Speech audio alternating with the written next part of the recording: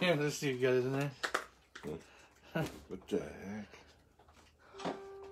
Bring that one in there. That's some worm dirt. Worm dirt. Are we live? We are live, baby.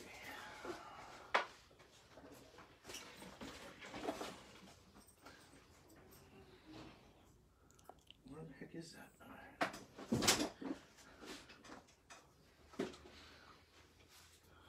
Are those reading glasses? Yeah. Prescription reading. They're not prescription, they're just reading way. Can I see them for a second? I have another set you can wear if Yeah, you can I want. borrow? Where they at? Well, here, you I can just have wanted to these see if ones on. they'd work.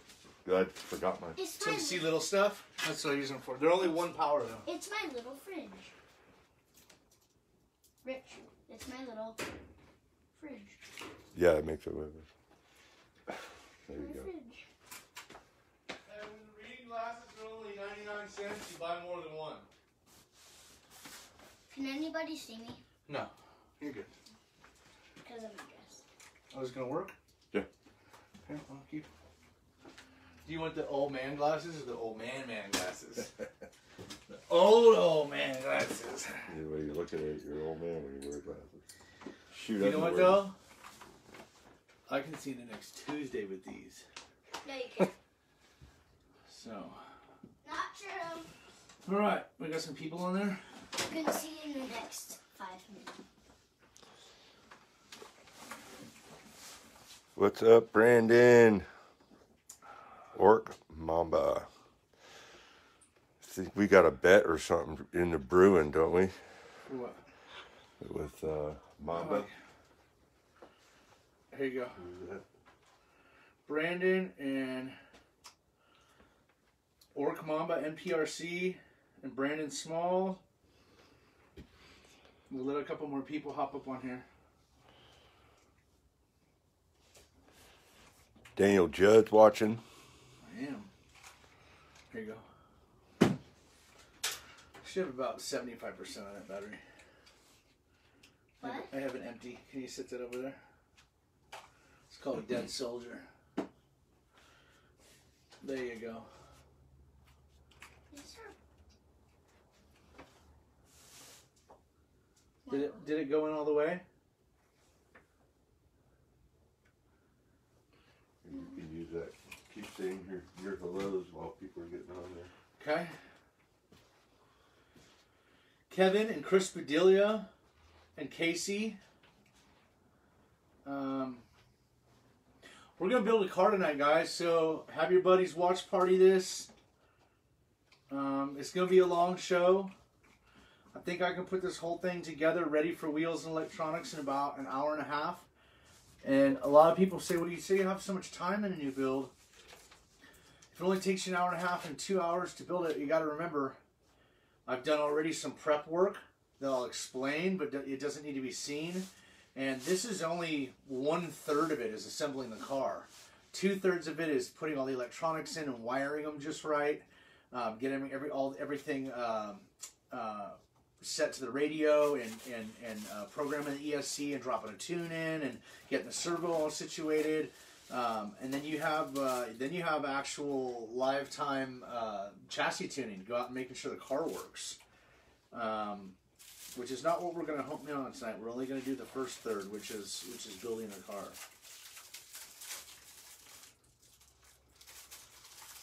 No, Brandon. Actually, this car's for a gentleman in Florida. After tonight, these will. I built about 15 of these cars. I believe this is number. I have to look at my notes, but I believe this is VIN number 17. These cars are available for purchase through me. I don't want to talk prices on the internet. And all the parts come from Jake's Performance Hobbies, and that's another thing that this is doing tonight. Is it's promoting kind of Jake's because all this stuff came from Jake. So, those like give me a lot more light, but it's like the wrong kind of light. Yeah. I don't know. It looks good on camera though. Yeah, it's not You bad. can suffer, Dan. I can suffer. That's okay.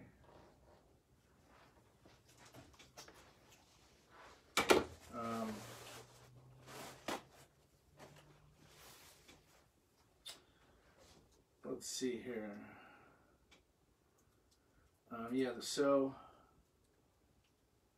Rick Turner, what's up, Rick? Chris Silva, what's up, Chris? Yeah,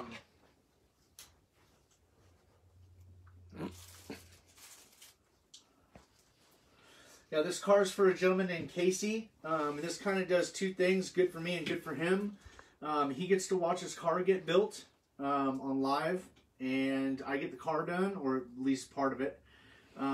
And there's a lot of tricks and questions that I've just, you know, over the last year, when people are building certain cars that can get summed up pretty easily by just watching somebody do it. So how many people we got on so far? 16. Okay. Well, we'll keep going. Okay, so welcome everybody to episode 10. Let's officially start it. I'm here, as always, with my my partner in crime, Rich Levac, and my other partner in crime, Emma Rose. And tonight, on episode 10, we are going to show you how to put together a slash-based rear-motored car. I've done so many. If there's one thing anybody knows me for, it's for my tech videos, all the videos that we used to do, and the ones that I still do.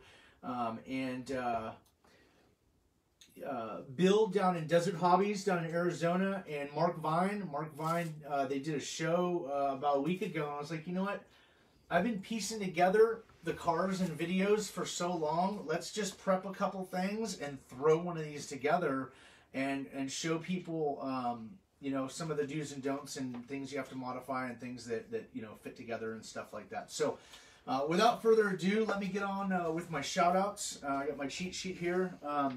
As always, one of my best friends, Paul Peterson with Judds RC Bodies. If you just get into the sport, you want to go check out a body, you want some of the latest, greatest designs, go check out Shark Bodies Facebook page and get a hold of Paul Peterson and get you a shark body. We got some stuff coming up real soon. Still don't want to say anything about it, but we're just so close, guys. I'm very excited about it. It's going to be really cool. So the next shout out I want to give is to Dave Instrom and Chris Vieira of DE Racing Tires, of course. These guys picked me up before Vegas, and you know, I'm picky. You know, I only will take a sponsor of things that I really believe in, and I did a bunch of testing, and I became a believer, and I just really, really like DE's products, and I'm really proud that they're an American-made company, and that there's not a lot of aspects of this hobby that can say that. And they just have a good product, and they're good people, and they're an American company that's making American-made products, all 100% made right here. I'm really proud to be with them. So thank you, guys. Milo Carvalho, the flashpacks, cat packs. If you don't have a flashpack, you need a cat pack. You're looking into it. You want to upgrade. You want something that is just never going to get looked at for being illegal or you know, anything other than it just being a flash pack or a cat pack. Cat pack obviously is a capacitor bank that helps a low ripple and a dip at high end. I'm sure Milo, if you go over to inquire with Milo over at Flashpacks Facebook page and get a hold of Milo, he will walk you through exactly what they do and what they're for and how ours works. So as always, Steve Villanueva of R1 got some cool stuff coming down the pike. It's going to be really cool. It's going to be different. Can't say anything more about it, but I just want to give a huge thanks as always to Steve, because Steve helps me out in the horsepower and the tuning department. Jake Rosen, Jake's Performance Hobbies, brought to you tonight by Jake's Performance Hobbies is located in Rohnert Park, California. They can be reached Tuesday through Saturday at 707-586-3375. It's right up there. I don't know if you can see it or not. Okay. I've been going there for over 30 years. And I always support your local hobby shops, guys. That's how you still have local hobby shops in years to come. So all the guys at Jake's, this stuff tonight, obviously is not donated in any way by Jake's. And this is, cause it's a customer build. And I said, Jake, you know, I want to give you a list and start these builds back up. And he put the parts together over the last couple weeks, and here we are. So these are all parts to a complete car other than wheels, tires, electronics, body. And it will compose a symphony of working parts at the end of tonight's show hopefully. Is just my recipe for disaster when it comes to rear motor cars. Yeah. So if you don't have a hobby shop that's nearby, and you're not as lucky as some of us are, and we have a local hobby shop right up the road, call over and support our local hobby shop. Call over and talk to Jake. Jake is not just one of the hobby shops that are like, yeah, maybe I can try and get that. They know exactly what you want, what you're talking about when it comes to drag racing. They also do boats, cars, trucks, planes, helicopters, miniatures. I don't know what are the war drones? They do drones too. Yeah, drones too. And he's got this whole section with these like barbaric, like 1500 like knights and stuff, and you hand paint them and stuff. They're the little figurines. I have to ask Jake and see what they are. Yeah, I think it's painting. It's not. I don't think any sculpting, but I don't. No, it's painting. Yeah, it's fine painting. Yeah. I want to give a huge shout out to Bill Shaw, Billy, as we know him, at Desert Hobbies down in Arizona. If you're down in Arizona and you want to support a local hobby shop, go in and see Billy. Go out over to YouTube and look up Desert Hobbies on YouTube and give them a like and subscribe. That's how they get bigger. We help you with this kind of stuff. You help us with the subscriptions and stuff, and it just keeps going around and around until he gets big as a volcano. So go over and see Billy and the guys over at Desert Hobbies down in Arizona. And my last but not least, one of my favorite shout outs is Mark and Bob Vine, the creators of the Bullet Chassis. And you know what? I don't even care about the Bullet Chassis. If the Bullet Chassis didn't exist tomorrow when I woke up, I'd have a buddy named Bob and Mark. Those guys are they're such nice guys, and they're knowledgeable. And I say this all the time. I'm a knowledgeable guy. I start having a technical conversation with somebody else of like mind, and next thing you know, we're like, whoa, look what we just came up with. And that's how it happens. So those are the kind of dudes they are. And also I want to give just shout outs across the board on top of this stuff before we get started here, make it quick and wrap it up. I want to give a shout out to Sean and Amanda and all the people that are racing NPRC down in Arizona. New Mexico. They're down in New Mexico, and they're just some really good people. Emma, can you not kick that baby? Thank you. I want to give a huge shout out to my whole Shark team, Jasmine, Cody, Joshua. I mean, just everybody on the team. Everybody's been just such great. I created a couple months ago when we actually finalized our team, and I created a group chat, and it's the one thing that's always gone off. These are people that raced MPRC that really didn't know each other, but I feel like our Shark team has kind of brought them together in this chat. And you got people that are just friends now, I like it. Friends. So, just everybody. I mean, this has just been such a great sport. I had a little trouble, a couple months ago with some of the locals that I raced with, and that's, water under the bridge, and I'm doing my own thing now, and it's just been absolutely splendid serving you guys and trying to servicing you guys, serving all the ladies and gentlemen of NPRC and bringing shows to you like this. The good news for us, and I say for us, you guys out there and me, I finally, after a year and 7 houses, I bought a house. I'm in escrow. I should be moving in the next 30 days, and it's going to mean a whole new studio for us. I'm going to try and somehow finagle. I know Billy down at Desert Hobbies I think he said he's sending us up some earphones from his old setup. I want to look into getting one of the mics so I can have a mic right here and I can just talk, you know what I'm saying, and have it just all be through. I don't know what all that stuff is connecting to. I'm guessing that it's going into a laptop of some sort, and that's what's running the whole thing. You know what I'm saying? Which would just mean we'd go onto my Facebook through my laptop and go live through the laptop, and then all of our stuff would work through the laptop. So I'm assuming that's how it works. I'll figure it out to bring the ladies and gentlemen watching these shows now tonight live and for the next however long these shows go. But just a better quality show, and that's been something I've wanted to do for 6 or 8 months, but it's the housing market in California, guys, and I'm surprised there's not people pulling switchblades on each other when they're showing the house. I mean, it's cutthroat. So without further ado, let's, what do we got here? Jasmine, what's up, Jazzy? And Jesse, her dad. Jesse's awesome. Such nice people, dude. Jasmine sat when my little girl, my 8-year-old that everybody knows, Emma Judd, was freezing her butt off at King of the Streets. Jasmine and her played in my car with the heater on for about an hour, and it was just She was just so sweet to my little girl. It just absolutely warms my heart. Paul's on. What's up, Paul? We give a huge shout out as we always do because we love Paul. RC Drag and Jay Fitch. Jasmine always does the little girl that looks just like her of the emoji going hi. It's just like her. Like, hey, that's Jasmine. 318 in the house. What's up, Kelvin? Kelvin, so Kelvin is a perfect example of a new guy that's just gotten into it, and he messages me once or twice a day with questions, which is okay. He knows that I work during the day and that I sleep at night. So guys, if you're from the East Coast or whatever and you do want to call me, and just remember I'm in Cali time, I'm 3 hours behind you. So when you call me at 9 o'clock in the morning, it's 6 o'clock here.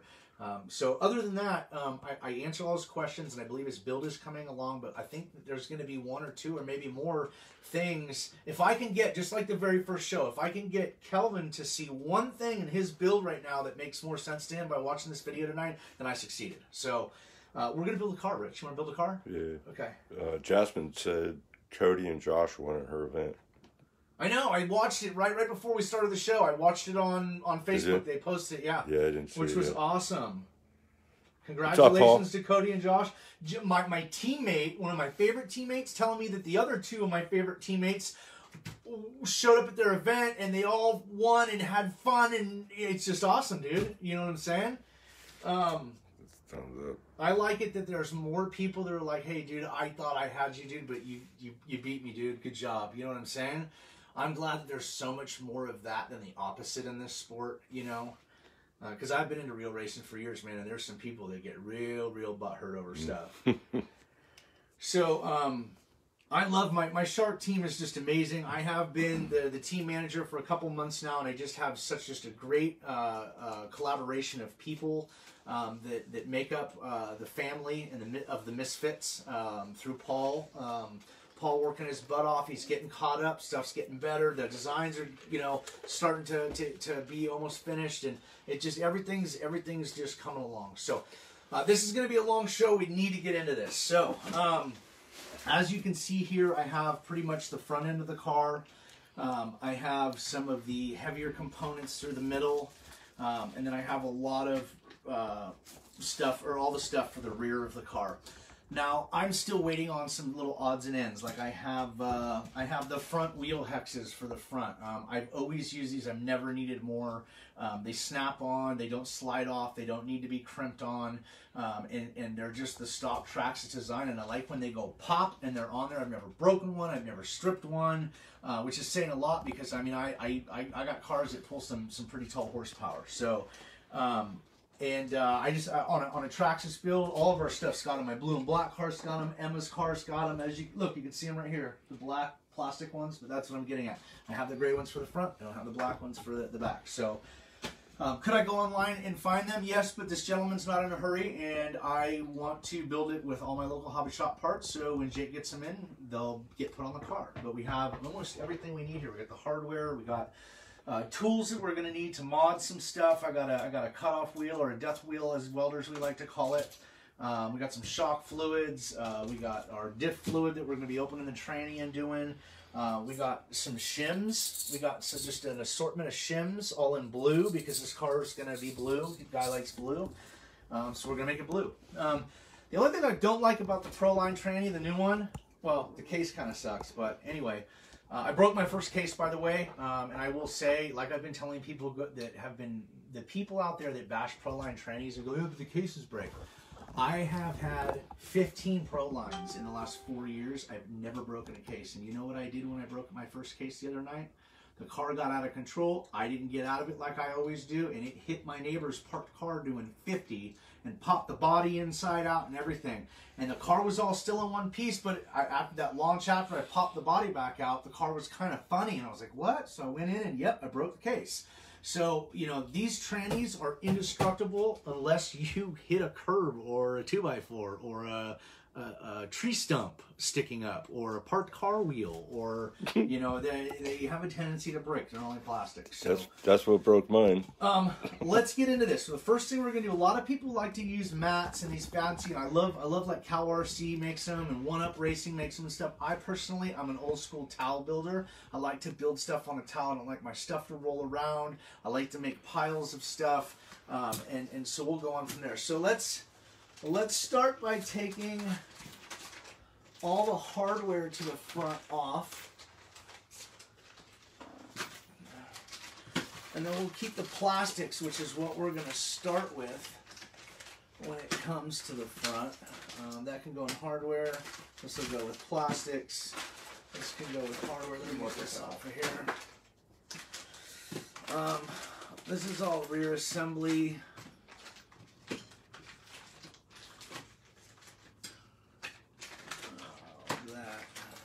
These I'm going to need.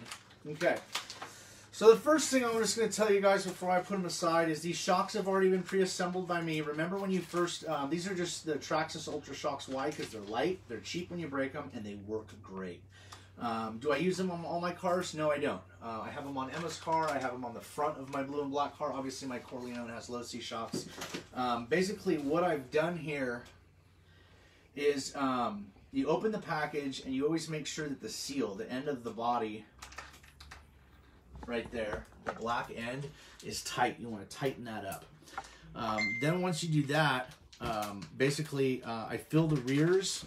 These ones right here are filled with 60. From what I've seen and what I've experienced in both arenas, the shock oil for a rear motor car almost needs to be lighter. So we'll all have like 35 or 40 in the front, or 60 and 70 in the rear. On my mid-motor car, I'll have like 60 in the front and like 75 or 80 in the rear. So I feel like that my mid-motor cars work better with thicker fluid. But for this build, the reason why I have these two oils out here is because this is what's in this car. It's pure synthetic TLR compound shock oil.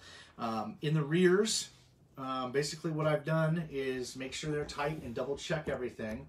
Filled them up with 60 and you know, brought them all the way to the top, and then I work my shock shaft up and down and get all the air bubbles out, and I give it just what it needs to make a perfect trough of oil in the top of the body, and then I put my bladder and my head on, and I get it tight, and I feel them. Before I put anything together, I always kind of feel my shocks, and if they feel about the same, then I proceed. But if one feels like it is pushing out with pressure or something, it probably needs to be bled a little bit. So you don't want it. You want to eliminate all air in these when you're putting them together, but you also don't want a little bit too much oil, which when you push the shock oil, a little bit of it coming back out is okay. But when you push it in, you about halfway in, you can feel the shaft starting to bind up with pressure. Then you know you got too much oil in your shocks. So these are basically, other than the 60 weight I've added, these are just the Traxxas Ultra Shocks with the pink springs for the rear. And that's pretty much all I've done for the rears on this one. How do I know what springs to use, what fluids? Because guys, I've probably built 50 or 75 of these rear motor cars, and they're all just killer, just ripping long leg cars that have always done really good in their area. So in the front, I've used, I think, 32.5, so pretty light. I want the car, when it's down on its weight, to jump up easy. And then I also, if the car gets under deceleration, gets into trouble, and it gets all the weight on the front of the car, and what you don't want is the car to go hit the brakes, and it goes onto the front of the car, and it leans over too hard past the point of no return and jets off that way. So I always tell people to start off with either a half inch or a little bit more of shock tubing, and basically that's where the weight of my car is kind of resting at, with the battery and everything in it. So if I'm under deceleration, it hits those stops and it can't twist over. It can't go over that point of no return and jet off that way. So that's kind of what the bump stops are for. You know, it's something that I started fixing cars with 3.5 years ago, and I'd have people show up in 707 and I'd see their cars and I'm like, hey, bring over my pit real quick. And I'd give them a wrench and I'd say, pop the shocks apart. And I'd give them 2 pieces of fuel line. I'd say, hey, put those on your shaft. And they go back out and go, dude, it fixed it. So if you're running a rear motor car, I use them in my front motor car too. but it's the bump stop is always something I use in the front. So the Ultra Shocks come with red springs, and that's what I've reused in the front. I don't remember offhand what everybody knows I use these pink springs in the rear of the Traxxas cars. There's a package up there somewhere. I don't know, maybe Rich later can find it, but there's what's up, Frank? all the different packages, package headers up there. That one of them should be the springs. But anyway, so we'll put the shocks aside for now. We got a. This is the one thing I think I didn't get from Jigs because I already had it. It's an RC screw kit. It's a stainless steel screw kit. We're going to put it in this guy's suspension because it's good blingy stuff. It's not too heavy and it's really strong. I will be, you know, you always want less weight in places like rotating mass and stuff like that. But I'm a firm believer at this point in my racing career, you don't want an NPRC car too light. When it's too light, it won't dig. In some areas of the car, I'm not too worried about what's happening with weight. So with that being said, let's get into our first modification. This is what we're using for the basis of our build. This is a JPH 1.0 chassis. And I think by next week, if anybody's watching that knows like Hunter or anybody like that, correct me if I'm wrong, this will be an updated version. So they're very, very beautiful. It comes with the battery straps, and it comes with the servo saver and the 2 rods for the steering. And here are the battery bars for the batteries that bolt onto the chassis so that the strap can go through them. And here's a carbon fiber ESC mount. Here's the top plate. I think this is the only thing we're going to use tonight because this build isn't going to have the ESC plate. It'll go to the customer. And this is just this. You know, if you were ever to build one of these, you guys can figure these out. They just bolt onto the chassis and you put your battery strap through it. So we don't need to do that for right now. So let's if you could put these shock wheels over there, and just because we don't need those, we've already used them. We're just going to take an old towel. I like lighter colors. And I like towel. When I'm building, I like to use a towel. So nothing can roll away from me. So this is a Proline tranny. And here's the motor screws. Actually, Rich, can you bring me that box right there and just set it on the floor? Because there's some stuff that we're not going to be using on the cars because it's for electronics or whatever that I want. That I want the customer to be able to have when I ship it to him. Just there you go. All that stuff's going to him. So I want to put my old man glasses on here. I got some tools here. Is that not the right wrench? No, it's not. Oh. So a lot of guys will be like, dude, this is a lot to watch, you know, because you're doing it all by hand. But you know what? The best race cars are put together by hand. If you got somebody that's putting every screw together with a screw gun, there's no feel, there's no finesse, there's no, that's when you can crack stuff, break stuff. So these are not going to be used. If the customer wants to use them, he can use them. But the first thing we need to do is we need to take this tranny apart.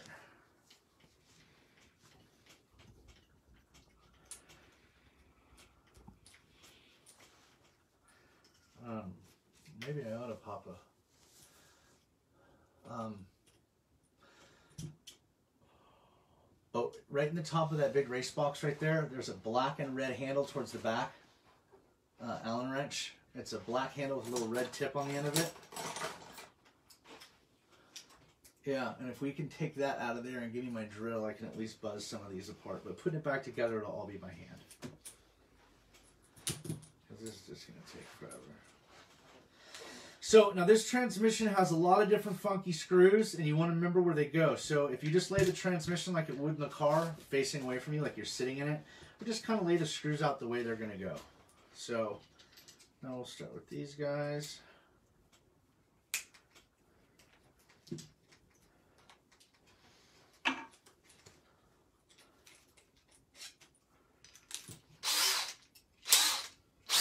Looks like you're ready to rock up there, huh? Yeah, you might want to take her down a little bit.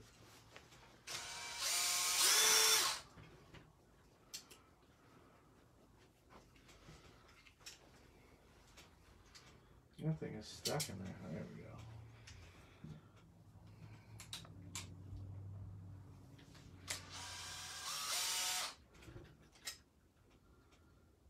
And then there's one more here. So this is just your standard Proline trans. And we don't even need to take that apart because we are sticking with the 32 pitch. By the way, guys, I've gone 32 pitch with all my stuff. I'm tired of ripping up spur gears.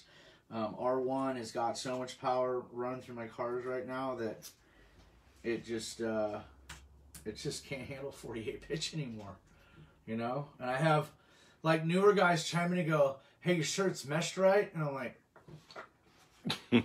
yeah, I'm pretty sure it's meshed right.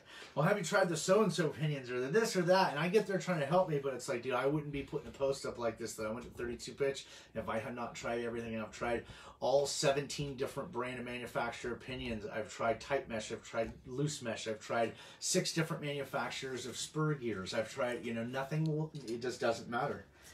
You know, like my old race team owner, Bruce Griggs, used to say, it's not horsepower that breaks axles, it's sticky tires. Sticky tires. So is that thing showing me right here? It's showing you working on that, not your face. We don't want to look at your face. That's not what I wanted. I wanted the tranny, yeah. Okay, so I want to pull this guy apart. And if you want to grab me one or two, actually, you know what, I got one right here. And I'm going to take some of this factory grease off. In the bottom drawer of the gray box right there, Rich, is a big metal, like 19mm nut for like suspension or something. Yep, that's it. So what I use is I use a nut. Well, usually these pop off easier. This one isn't going to come off, so I'll just do it with my hand. So basically, this is the diff, okay? And we're not gonna touch anything in the tranny except for putting that back where it just fell out of. There's not much here. A lot of the collective grease that Proline put in it is on the diff, and we wiped that off. So we're gonna be replacing that with my other grease as soon as I'm done.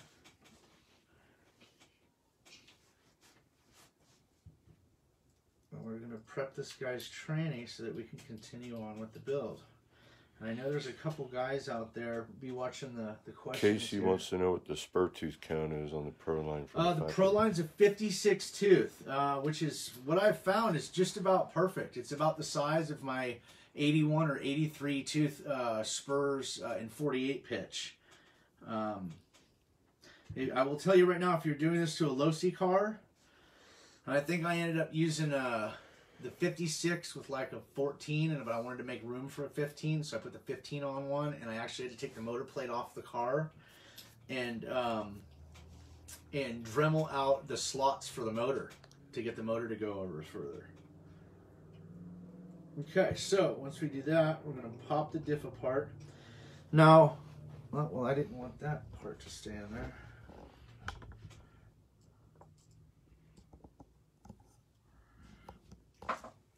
Take a little bit of grease off of this. You know, some guys like to get super intense with, you know, making sure everything's perfectly clean before they put the other, you know, guys, a little smudge of grease left over is going to mix with 150,000 weight just fine. So this thing just does not want to stay centered. There we go. Okay. So this is what the right side output shaft looks like. It's just an output shaft with a cross pin, and that cross pin is molded into the back of this this outdrive gear. Then the inside you have your spiders, and we're just going to kind of push up on those.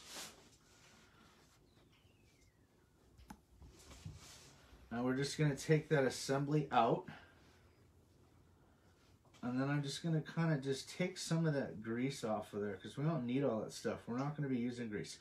I believe grease, any kind of grease inside of a gear differential is equal to about, as you can see down in there, there's not much left of anything in there. So grease is equal to about 5,000 weight. And I keep seeing it, and that's one of the reasons why I waited to, I could have done this already and just been on with the build, but I've had 2 or 3 times over the last week see guys asking that are building cars about what weight to use in the diff, and some guys are like 1 million, and I'm like, dude, you might as well have a locker.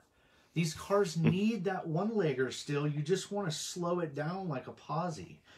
Which is what we're doing. We don't want to go too thick. We don't want to do, you know, if you've got a car in your area, you know, 500,000's working for you, that's fine. That's good for you. Do whatever you want to your car. But I'm a firm believer in a diff has to work.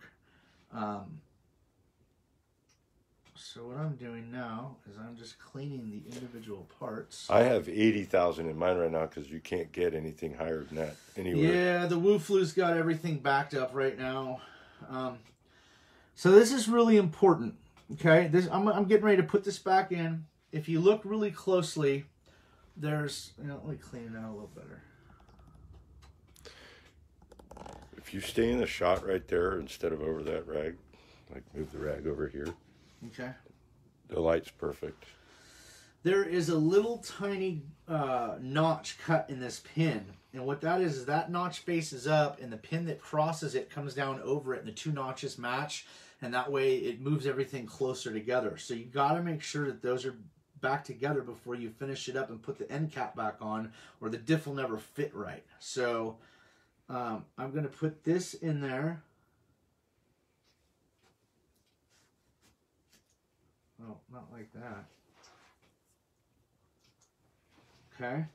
Now, I don't know if you guys can see. You know, grab me one of my flashlights so when I have a shot like this, I can show them what's really going on. Batteries are in the chargers over there, sorry.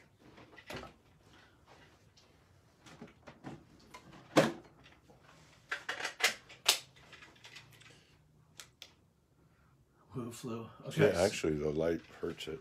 I can see it pretty good through the... So the notch is up, and I got most of the grease out of there. And then this other one, I'm going to put crossing it. And I'm going to make sure the notch is down. And that way they fit together like that. As you can see, there's the diff's pretty clean. It's all back together. Now I'm going to take, what do I got? Yeah, 125 is what I've been using. 125, 150, you know. I think you get upwards of, I think 200 is probably the ceiling, you know. And 200 I would be using more in an area, it's thicker, so I'm using more in an area like LA, Texas, New Mexico, Arizona, somewhere where it gets hot, it's hot, you know. Yeah, where the diff is. A lot of passes is going to make it thinner too. If you're doing one pass totally, it'll heat it up. So often, your fluid's going to stay thicker, but the more passes you do in a row, the thinner it's going to get because of the heat. Totally. So, I'm going to fill this up now, and then we're going to put the diff back together. But one thing you want to make sure is that you didn't disturb this little O-ring. So this is the main diff housing that has all the parts in it. And there's an O-ring that fits into a groove right here on the diff, right underneath the diff ring, or the diff gear, I should say. And you want to make sure that that's, you know, nice and wet, which it is. I don't see any nicks or abrasions. Obviously, it's a brand new diff, but it's still in place. If that was to get out of place and get squashed out one side or something like that, it would throw all this thick diff fluid in your transmission. That would get into your gears, and that would slow the car down because it's so sticky. So what I'm going to do is I'm going to take the tip of this. Let me get most of this down here.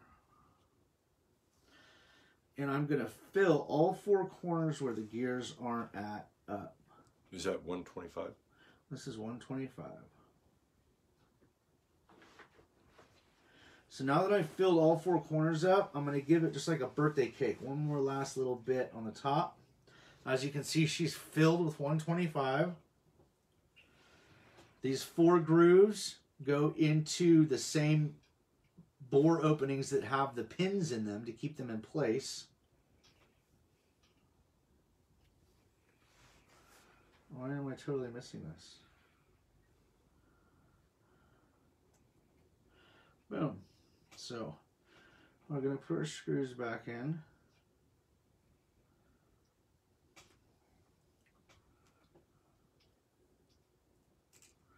The light over here isn't that good. Thought it would be, but Good for viewing. so I don't want to tighten this first one down. I just want to bring it in to where it just touches, okay? Then I want to put the one across from it in. Just like a wheel on a car, you want to do a star pattern on a real car. So I'm going to bring it down. And I'm just going to barely touch it. You're letting my fingers slip on the wrenches like a clutch. So then...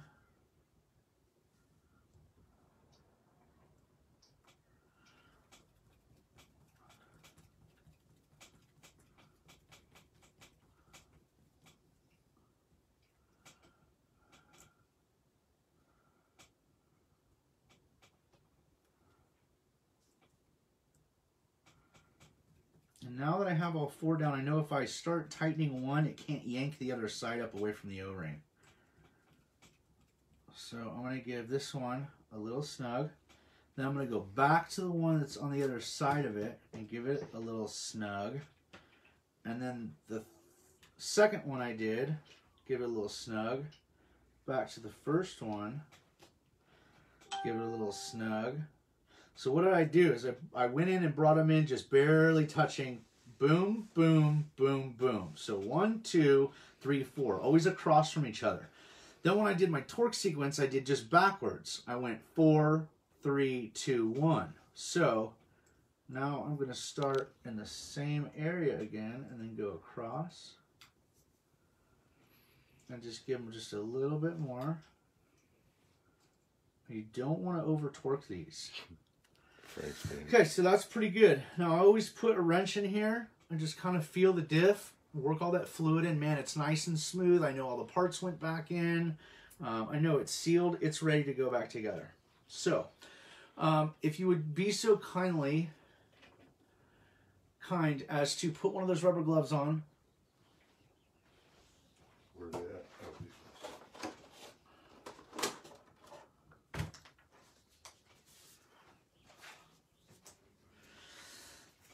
In that bucket right there is high temp Lucas oil axle grease for race cars. Right there in the brown paper bag. Yeah, you don't want to take it out. Just open it up, and just take a little dip of your finger in it. So what I'm going to do is you don't want too much grease in a tranny. Okay,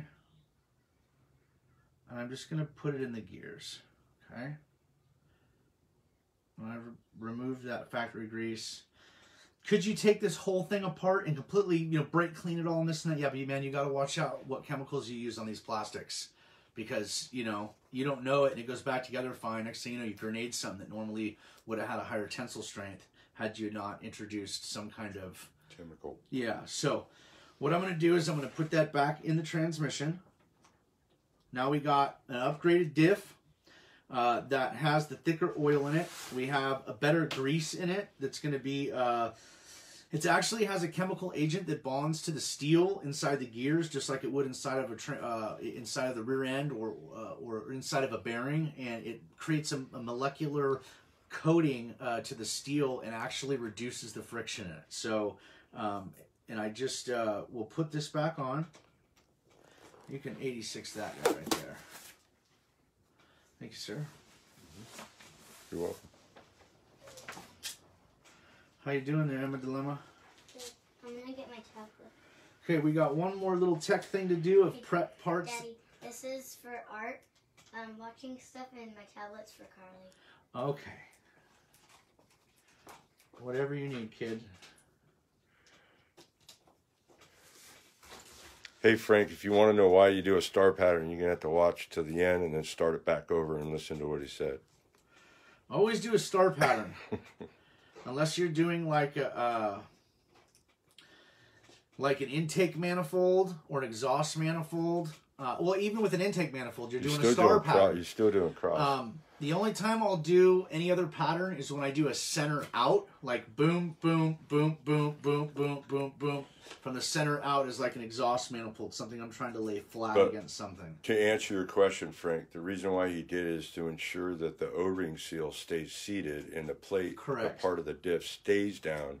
So he goes one side lightly, the other side, and then crisscrosses until he gets it all seated, securely. And that's what it's doing, is it's bringing the whole plate down together and cinching it up tight at once rather than yanking it over one side. Same kind of thing with the tranny screws. You want to bring them in, and I usually will snug them tight and then back them off a little bit. You don't want it too tight. Now, before I go any further, I'm actually going to take the drill. I don't want the motor to break the grease in because I'm going to go wham with the throttle and it's going to throw all the grease off the gears. And I want to be able to know that my grease coated all the gears before that happened. So what I'm going to do is I'm just going to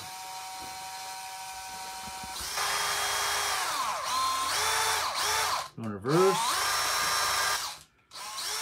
I know that grease is done. Okay, so tranny's good.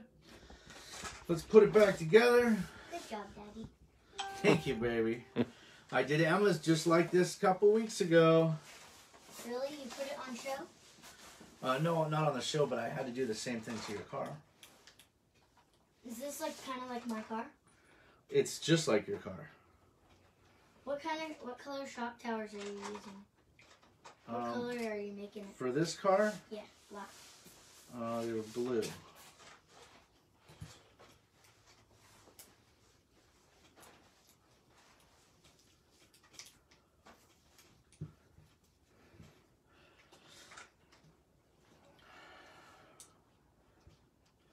I don't have any in it. Put all my connection.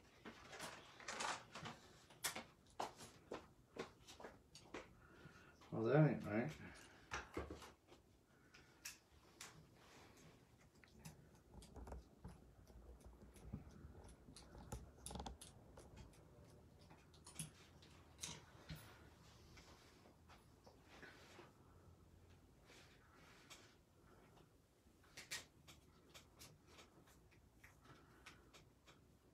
I have only been working with these new trannies. They are the exact same as the old trannies. In the old car. 2 hours later. Okay. So why don't you come over here and take the packages of axles and show them what we're using in these drag cars that are cheap, light, completely sound as far as balance, and also are, I mean, they're cheap. I mean, they're not $80 axles. That's what we're using.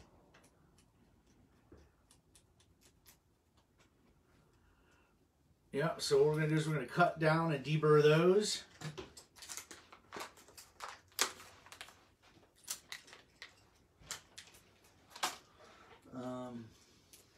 You have scissors around here. What did Frank say here?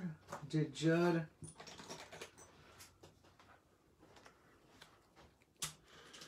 Explain the flux capacitor yet. So first of all, you need to produce the 1.21 gigawatts necessary for time travel. And once you have that, you have to have that fixated to a vehicle that will at least hit 88.8 miles an hour. Okay, so our tranny is 100% back together. This thing's ready to rock. There's one other thing I want to do to it, which is put the inner axles on first, but we got to cut our axles first. So, Emma, this is going to get loud for a minute, okay? Ooh, what did you do to these? Huh? So there's different ways you can cut these. You can cut these with a hacksaw. You can cut them just about any way you want. I use this. So, what you want to do... Where's my...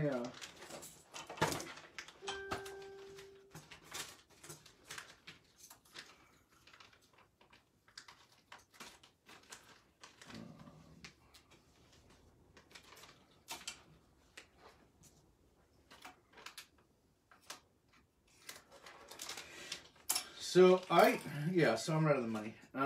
What I do is I take a 1/2 inch off these. And the way I do that is I set my micrometer to a 1/2 inch, and I take one end and put it on the top, and I just scribe. And I scribe. And I scribe. And I scribe. So now we got 1/2 inch marks all over these things. So I'll put these away till later. Cam, I'm going to let it rip. You ready? Put these over here for now. So what I'm going to do is I'm going to cut these before the line.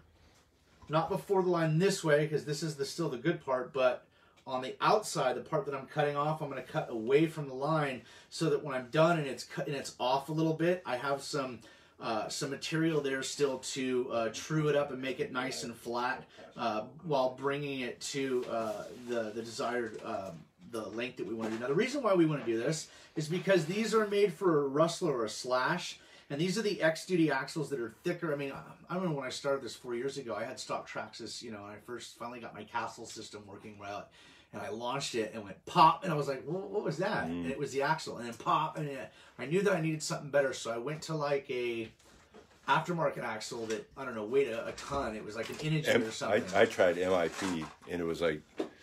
The MIP makes great products, they do. but not They're for just this. too heavy. They're way too heavy. I didn't break them. They're just too heavy. These are $12 for one side. You need two sides. They're symmetrical, so a left is a right, a right is a left.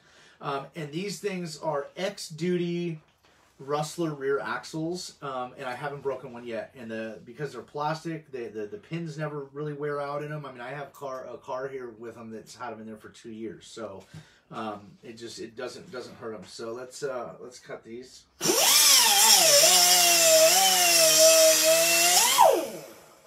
So then I'm going to take all the burr off. Can you see what I'm doing over here? Yep. OSHA approved. OSHA approved. So please, guys, if you guys are going to use this method, please use safety glasses. Now, as you can see, same part, 1/2 inch shorter, right on the money. Okay. So let's get all of them cut, and then we'll get into deburr.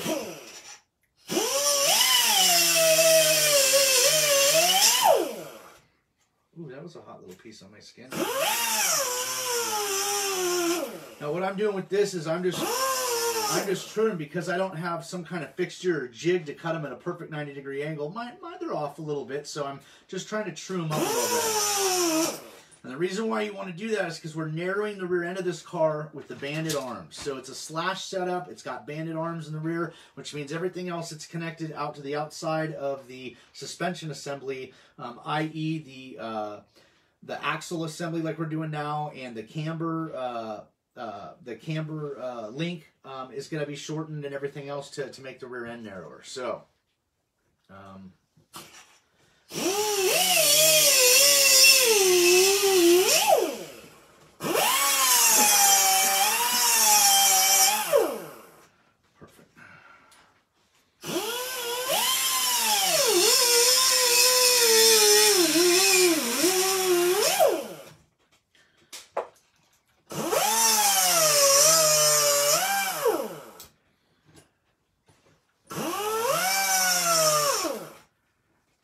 okay, so these are, wait a minute.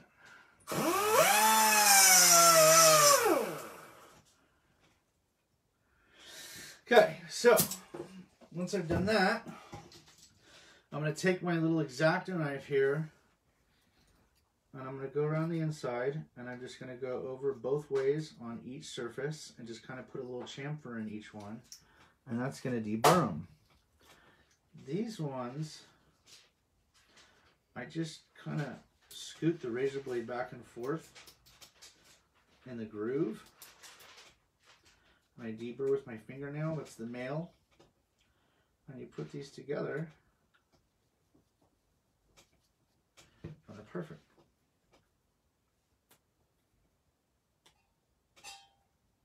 What are you eating there, kid?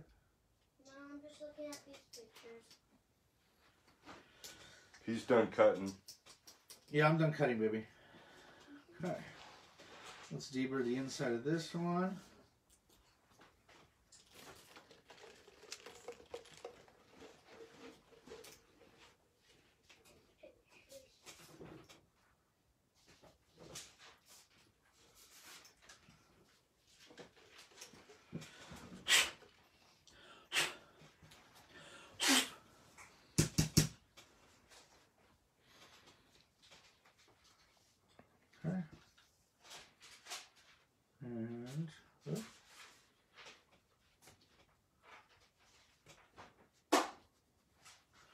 Okay, so once we do that, we're going to put these outside axles, which is the female end, the bigger end, we're going to put those aside for now. But what we are going to do, just because it's easier right now, is to align the hole in the outdrive of the transmission with the hole in the outdrive yoke.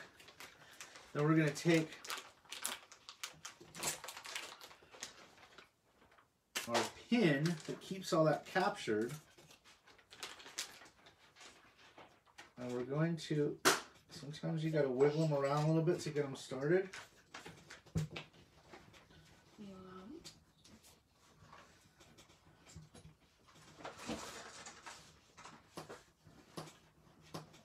We got like 5,000 more hours. No, not at all. This will go quick.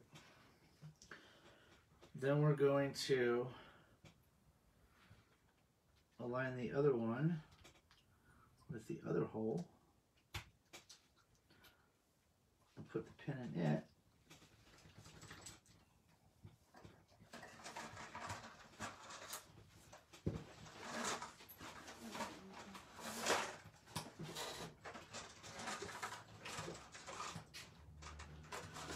Okay, so now we got a unit that has been modified, chopped. The diff, oh man, I feel that diff, dude. It doesn't get any better than that. I don't feel it. That's like glass, huh? It feels good. Yeah. So his transmission's ready to go in the car. This car is going to be set up with no slippers, so we're going to lock this down for him. It's got a brand new 38. Well, it's a brand new Proline transmission. We've replaced the grease in it. We have changed the fluid in the tranny, and we've prepped our axles by cutting them down to length for the Bandit rear arm. So we'll put those aside. We'll put this aside. Actually, you know what? Let's get right into building these. So these are, here, I'll let you show the number.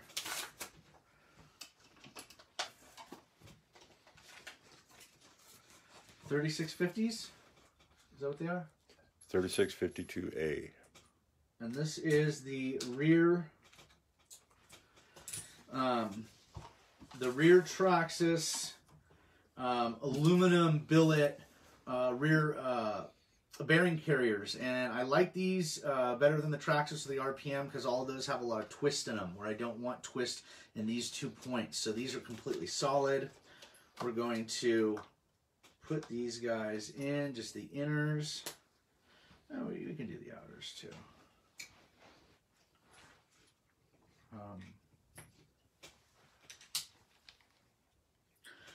So we'll put those aside. We'll grab our rear shock tower. Now the rear shock tower has already been pre-modified by me too. This is an STRC. It's the only one I use on my cars. It's rigid. It's beautiful. We're going to run it. So we have some other hardware in here that we'll need later, especially these two things. I think that's it.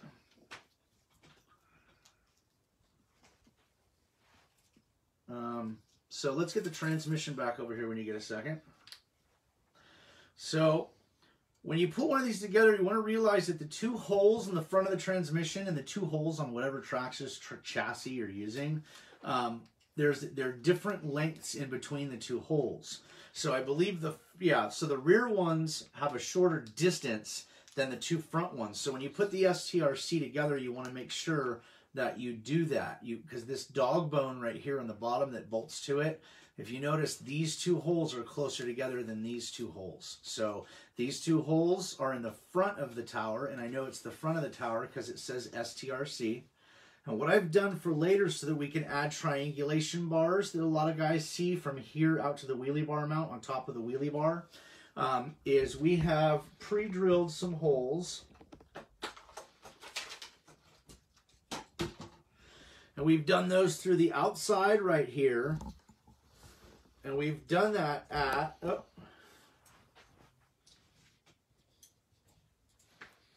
so if you put the top of your mic on the outside of the shock tower where the shock goes, and you put the other one in the center of the hole I drilled, You're at 1.032. 1.032. So what I'll do is I'll put a little scribe mark there, boom, and then the same thing on the other side, boom. And then what I'll do is I'll center a very small drill bit, like a 16th inch drill bit that's nice and sharp, and I'll put a nice center hole that's centered on the shock tower this way, but at my line this way. And I'll pop my hole in, and then once I have the little hole, then I take the bigger 1/8 drill bit that my bolt will go through, and I back drill the little hole. So a pilot, and that's what it's called, a pilot hole. The smaller the drill bit, the more accurate the drill, and or the more accurate the bore you're making placement wise. And then once you have your small bit through where you want it, then you always come back and follow it through with your bigger bit. So this one has already had both holes drilled in it, so we don't need to do nothing there. If you want to open this, Rich, that's our screw kit. Dennis Coleman asked a question about the U-joints in the half shafts. What do you say? I don't know if he's talking about this U-joint right here, these little pins, these ears, or what you're talking about breaking off. If those break off or even pop apart, the axle's done. Once they pop apart, they don't ever work again. It's done, but it takes quite a bit to break them. I mean, they wear a little bit, and they're still usable. If you use these axles, I got motors that are running under a load at 90,000 RPM, pulling 3 horsepower, damn near, and I'm not breaking them. Yeah. So. And this is on my prep car where it's dead hooking, you know. I had the same axles on my car for the last 1.5 to 2 years, and can't break them.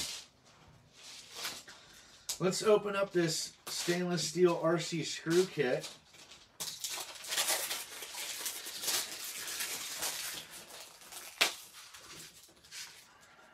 We don't need the Allen wrenches because I got better ones. And these are all in here in a jumble anyway, so I'm just going to dump them out. Because there's no rhyme or rhythm. I know exactly what I'm looking for when I need it, and I'll show that each time. I personally can work with a pile of screws like that. But it's not like they were in order and I dumped them out like that. They're already like that in the box. So they are just the same as they were in the box, but they're a lot easier to pick up and they're a lot easier to see now. So we'll save that for later, for what we have, because this kit comes with... Obviously, a Slash doesn't have this many screws in it. You can throw that stuff away, or maybe even... No, I'll just have you open packages and show part numbers. That way you can throw it away. Mm-hmm. So what I'm going to pick out right now is I want 2... We should probably start going through this first.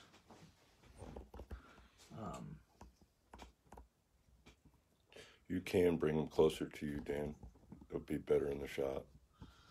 Okay. I mean, they're good now. It's just all the writing. If you're looking at it the way I am, you can't see them.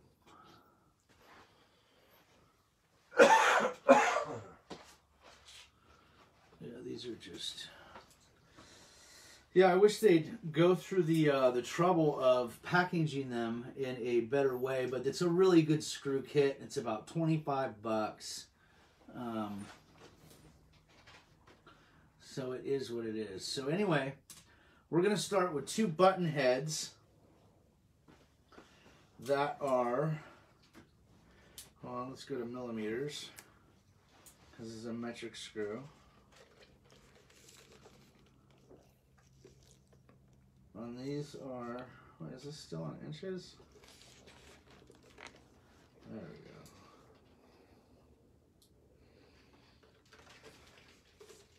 So these are 14 millimeter long. And this is what I'm going to use in the back of the tower.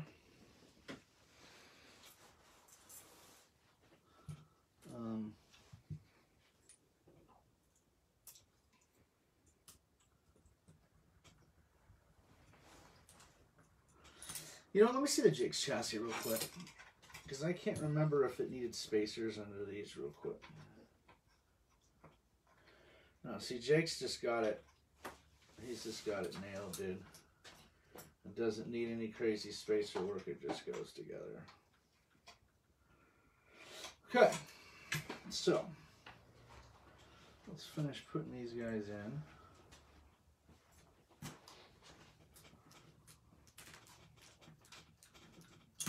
Oh.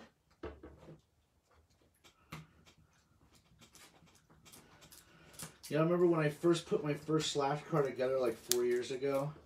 I used just the mild steel ones here, and I had a really crappy wrench, and I stripped one out. I rounded it out. You want to talk about a hard bolt to do? Yeah.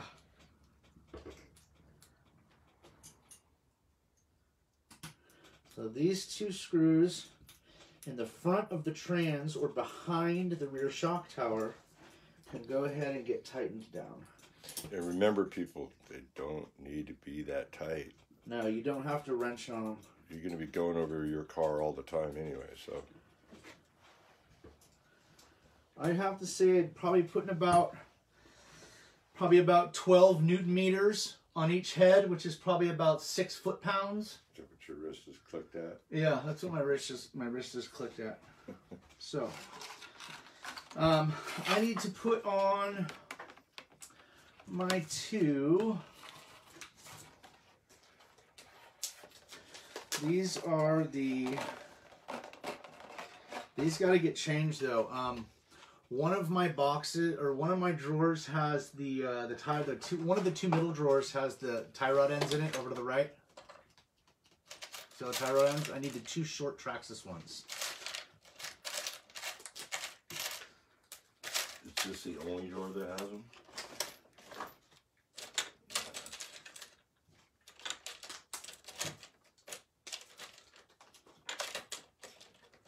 I don't see any short Traxxas ones.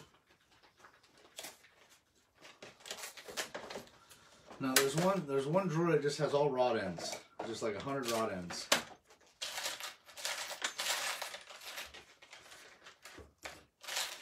So what these are is these are slash front camber rods and slash rear camber rods, but by changing them from the long plastic ones to the short plastic ones, we're changing them into bandits because right now they're going to be way too long for this assembly. So, we can start by taking your rear bandit RPM arms,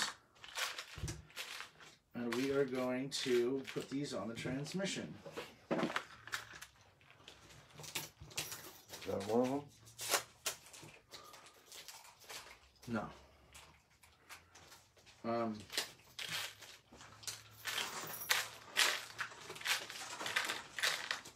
Okay, let me see that.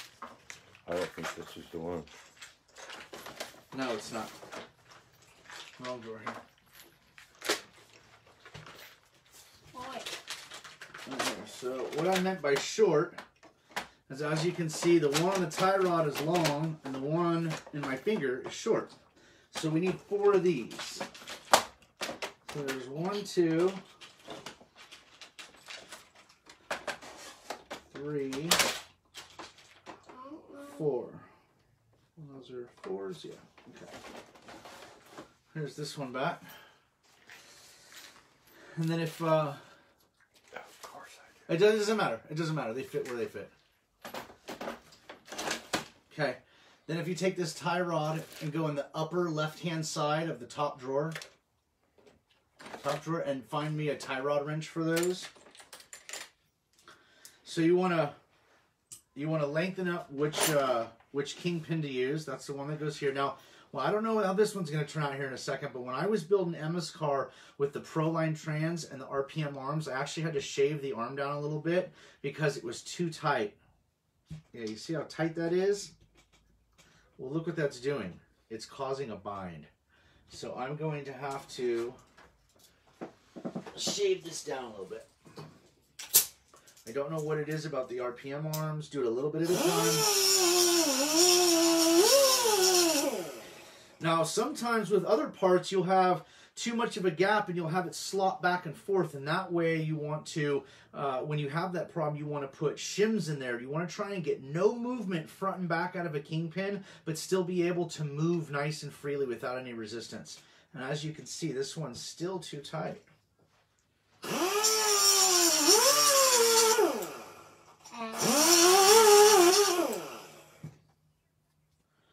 Deeper. Oh, that's a nice fit now. It's nice and snug. There's no movement, but now watch when I drop it. Boom. You see that? See how nice and free it is? And that is this way. Oh, I've got some more burr on here. I don't know which one. I don't know if this is too thick on the Proline or the arms are... Rich. Let's go a little bit more. Remember, you can always take more material off, guys. You can't ever put material back on. So this one feels really good. I'm going to lock it in. Okay. Other one, same way. Way too... I mean, look at this one and look at this one. And this thing is just... And it's not even on there all the way. So let's take some of it down.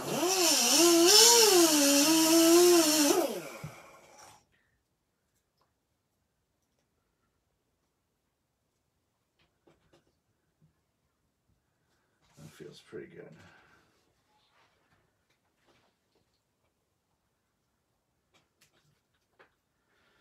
I'm actually, you guys always deburr. If you got any kind of plastic on there, you don't want that in there.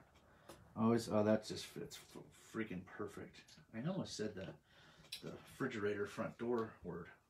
Oh, wrong one. These are 2.5s.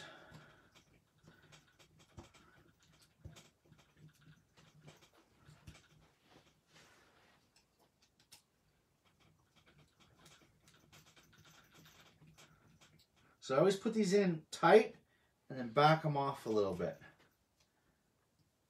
Just back them off just a little. And as you can see, we got two A-arms that just flop around really nice.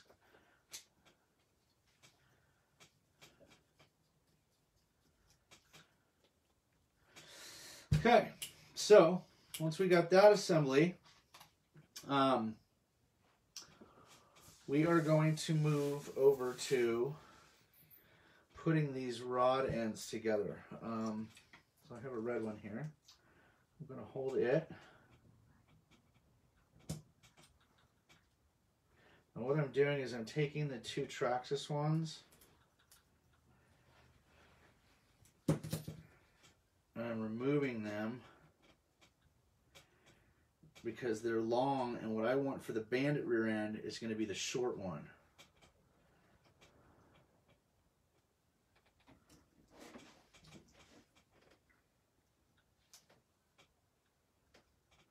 Did I get this right?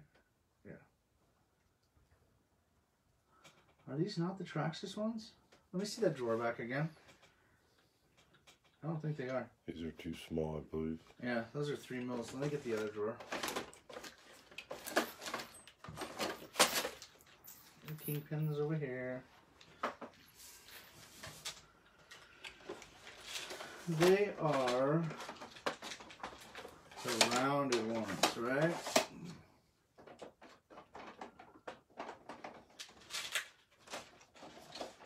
Here they are.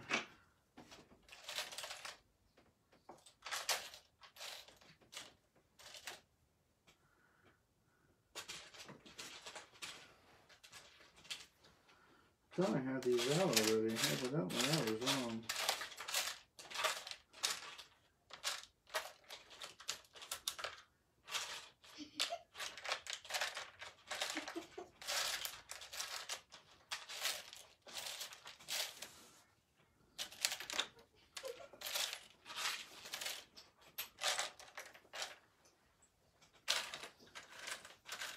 Yeah, but these are, yeah, I could have sworn these are the right ones, though. Yeah, these are the right ones. Maybe they're just stubborn because they're new. You're right in the light, Rich. Oh. Hey, Daddy. Yeah, Emma.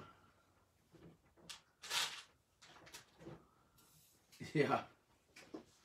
You're a silly kid.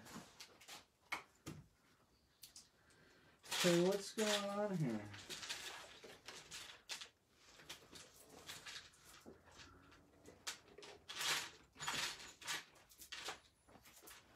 What are all my short ones?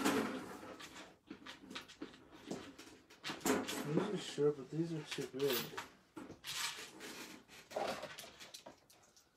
Unless I bought the wrong short ones and I went to... Your daddy. You are crazy.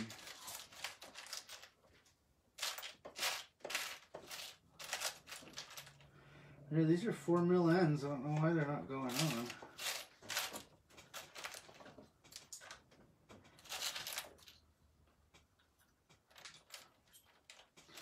Yeah, these are just not going on, dude. Open up my Losi box.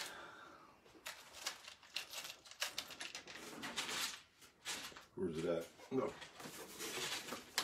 That's all Losi parts, though. These are my Traxxas end links. They're going to be balling, aren't they?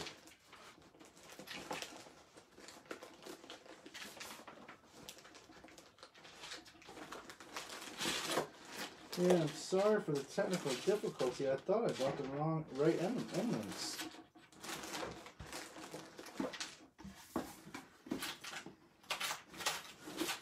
Evidently, I was wrong. Well, that freaking sucks.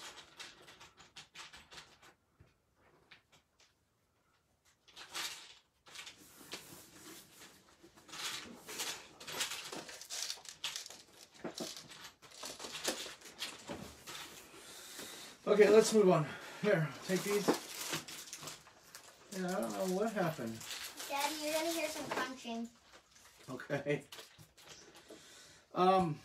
Yeah, that sucks. Well, let's continue on. So, I'm going to take the bearing carriers and hand me my axles.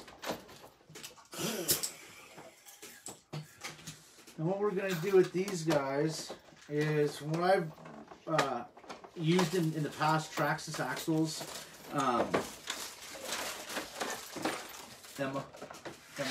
Emma. No, not those. What? They're too noisy. Go put them in a bowl or something. So whether it's a front axle or rear axle, always start off with one of the black Teflon washers from Traxxas. And that's going to give you the perfect shim alignment for the Traxxas stuff, which is only going to be so good because it's Traxxas stuff. But that's why you don't want too much on there because it'll cause a bind.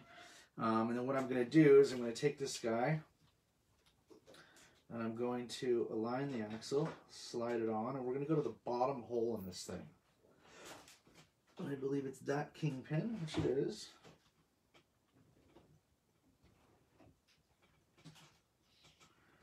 Okay. Let's put all this tie rod stuff together. Do you want to start going through these and just make any piles of them? This tie rod stuff here can stay together.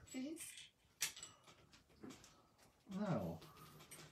I can't reach the bowl. We got a nice, freely moving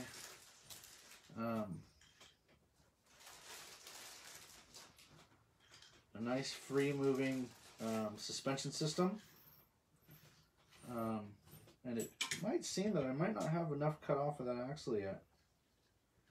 Yeah, it's the inside one.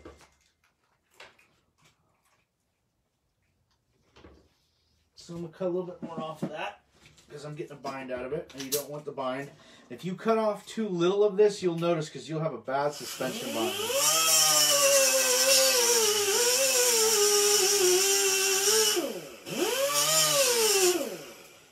I just took off just a hair more. I wasn't quite at my half-inch mark. There's my half-inch mark right there.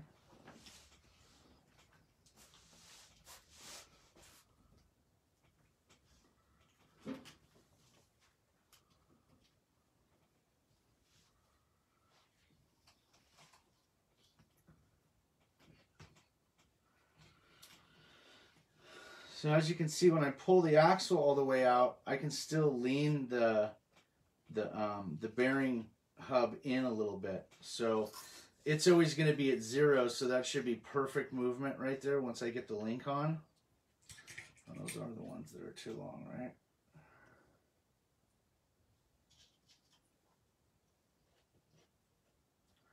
Yeah, I'm pretty sure they are.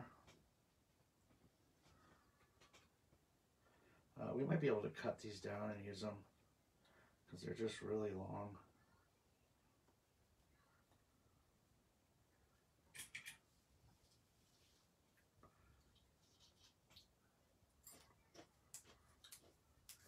Whoa. Hey, Emma, you want to get that for me? One second, just popped right out of there, didn't it?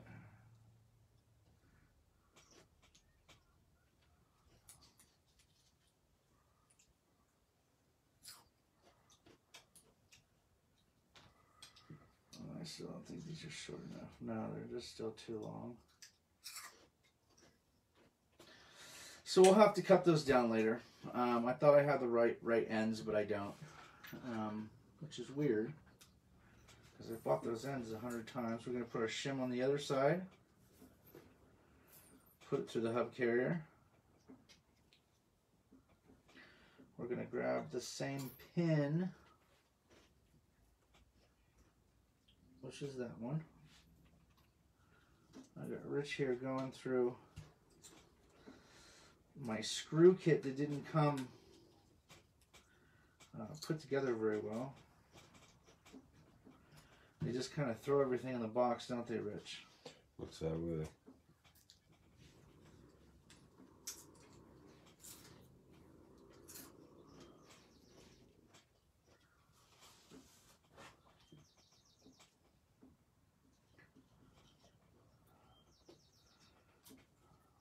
This is just not coming along like I thought it was going to. Okay, let's just do this.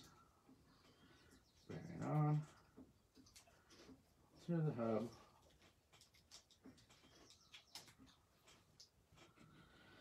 Okay, so my rear assembly, other than my camber rods, is pretty much done. I don't have any bind in the axles. I've been cut down for the bandit arms. We've done what we did inside the transmission. We pre-drilled our holes for our tie rods to triangulate the rear end back to the mount of the wheelie bar. Let me grab a little piece of tape so that when we work on that, it doesn't come apart. Because I don't have the rear wheel hexes right now. You know, COVID's...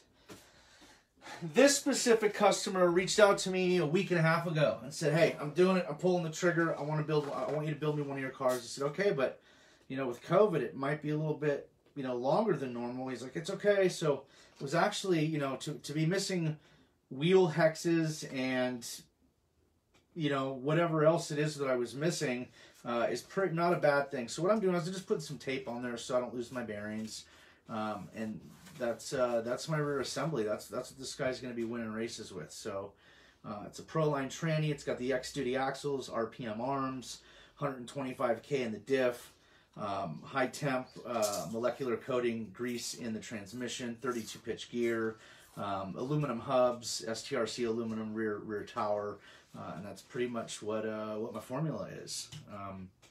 So let's as Rich works with that stuff. You know what we could try and do, which I have done before. It's a tedious job, but somebody's got to do it.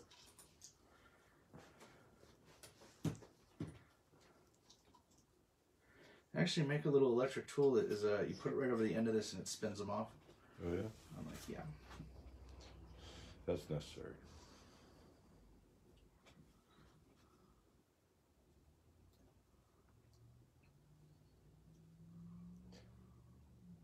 What's necessary is an organized package of screws. Yeah, right? I don't know if they can see this or not, but Rich is having a hell of a time here going through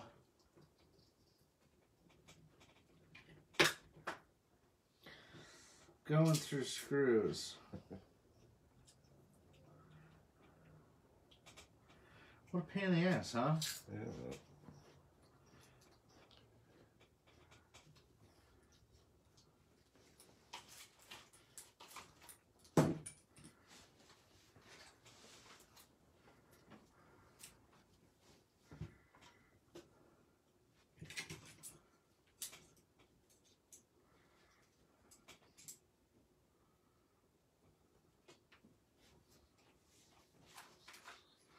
I don't think that changed anything.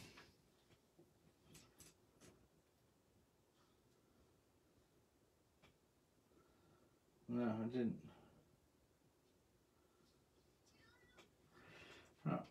Maybe it did. We're not going to worry about these right now. I'll get back to this later. Let's get on to the front end. Okay, so what we've chosen for the front end, a little bit of ginger ale. I need a chew too. Does anybody got any questions right now?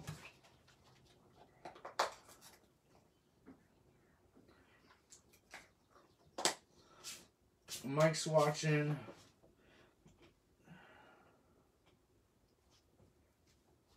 Yeah, the slash one, cutting the slash ones down doesn't seem to be working. They still bottom out at the same point. Chris Whelan, Yeti B, Rick Turner. You okay? Okay, my kid's choking over here. So let's start. We got RPM 73,755 front blue bulkhead. So we're going to open that up.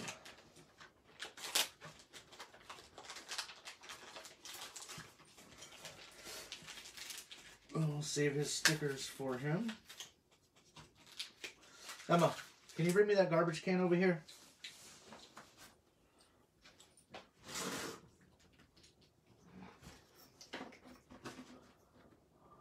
Yeah, give me that dirty old thing.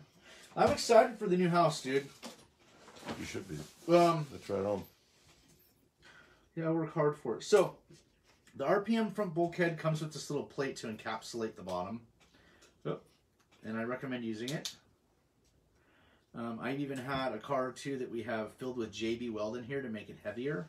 I don't recommend having to do that. So we're just going to put this on. You know it's on the right way. So the screw is a countersunk headed screw. So you look for the countersunk headed side and you know that's the right side up. And boom, all the holes line up. That's it. We're going to throw the screw in the bottom. Okay, now we're going to take our A-arms. These are slash width front A-arms. They are 80245. Everything here purchased at Jake's Performance Hobbies, and except for the shorter rod ends, evidently. I know I have them somewhere, but it's just such too small of a thing to get hung up on. So what I like to do is there's a little flange right here on these arms. From where they cast them, and I like to take my razor blade and just kind of shave them off.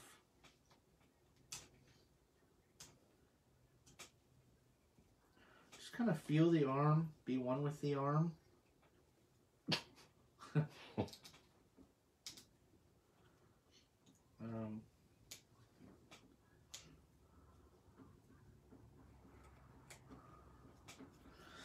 And we're deburring it.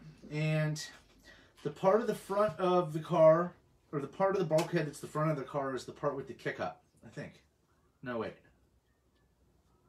No, that's, yeah, okay, that's the back, right? Yeah, okay. I'm mixed up because all my cars have 0-degree bulkheads on them. So the front is going to be the 2 that says RPM right here. And the chassis side, the back of it, is going to be the one with the 3 holes in it. Also, you can see the chassis stop right there. So the first thing I'm going to do is I'm going to take my RPM part number 80882 front shock tower that I love. It's thick, it's light. It has a little twist in it, which is kind of what I want for a drag car in the front end. I don't want anything to be too jolty. And I'm going to grab... Where's all my square-headed screws? Are these really little, or is that just my eyes? There's those ones, and there's those ones there. That's what you have. Really? We're Those going to are use these. countersunk. Those are button head. Yeah, we're going to use these. And all your washers. So what we're going to do is we're going to attach the front shock tower to the bulkhead using stainless screws. This will be a really nice car when it's all done. This guy's going to have a really cool rig. This is a rig that you can run on a no prep surface. It'll run well. a prep surface. You can lean on it with a lot of power and it'll handle it. I think I have, in my rear motor, I have a 2-turn right now, or a 2.5, or I don't even remember what we stuck in it, but it's a hot motor. Now I want to get the rest. Are these the right ones? No. You gotta be kidding me.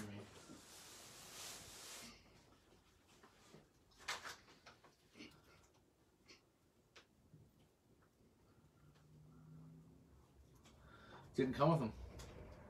That was the packet I just opened. Huh. Well, you think you got everything because the packets should be right, and the packets are. Unless this is what I used. Is this what I used on her car? Oh, it is. Look at hers. The long ones? Yeah, they're sticking out. Okay, so these are the It's right okay ones. to have those long ones. Yeah. It doesn't hurt anything. So let's put the rest of the bulkhead together. And the other A-arm. You ever had a lower control arm where it flips out past the Yeah, this will allow that not past to the happen. pin? It'll allow it not to happen. 2.5. I believe this fluid goes in. You're So- worried? This lamp is hot. Oh, you're sitting on the wrong side, dude. I certainly am. I'll put this guy back in here. So,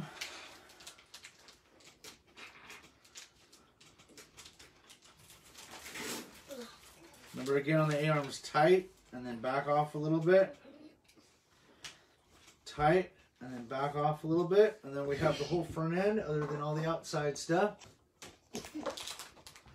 So now we're going to take part number 8715, which is the C-hubs, and part 8375, which is the spindle blocks. And we're going to put those together.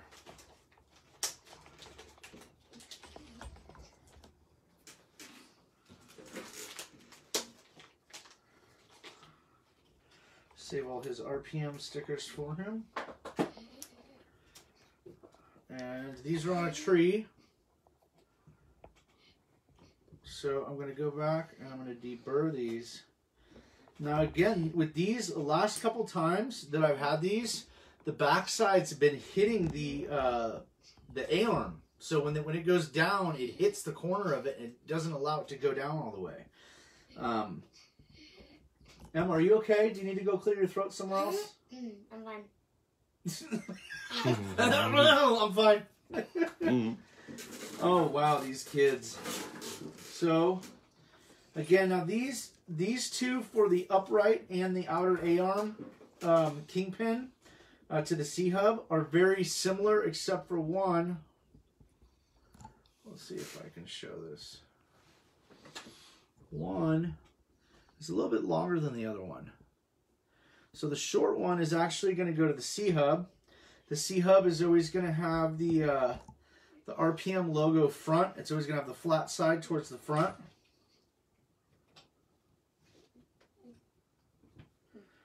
So there's that.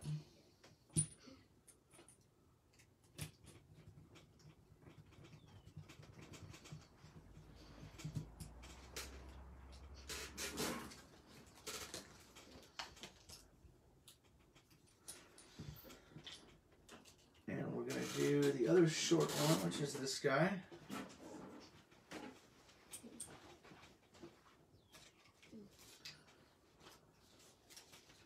Thank you, sir.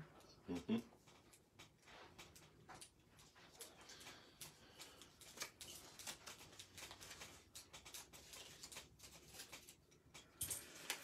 Okay. Now we have the C-hubs. Okay. So we're going to go ahead and we need our front axles and our gray hexes. And I got to grab some bearings out of my bearing stock.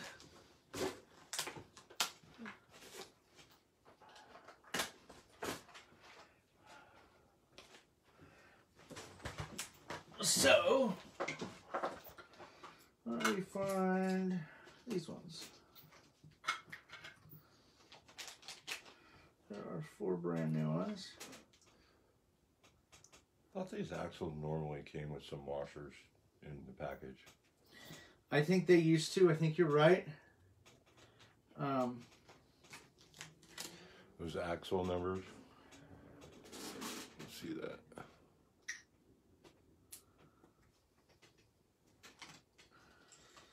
Okay, so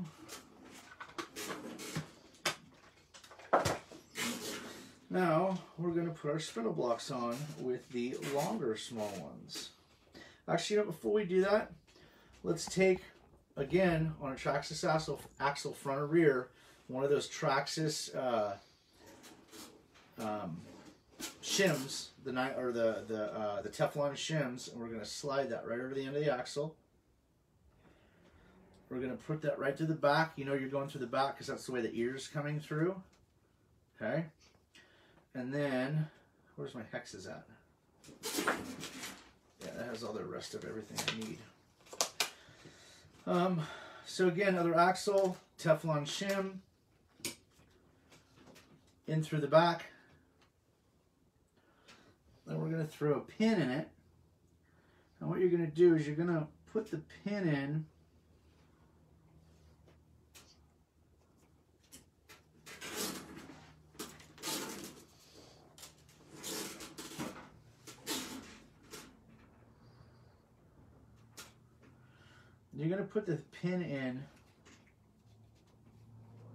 Why is that not going through there? I swear, is this Friday the 13th or something? I've done this 100 times. Oh, I don't think the bearing's in all the way.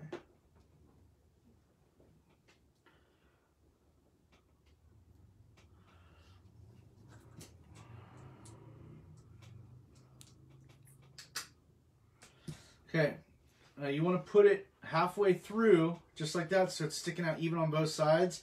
And I usually, when I'm working on it, they slip right out, so don't tip it, keep it upright.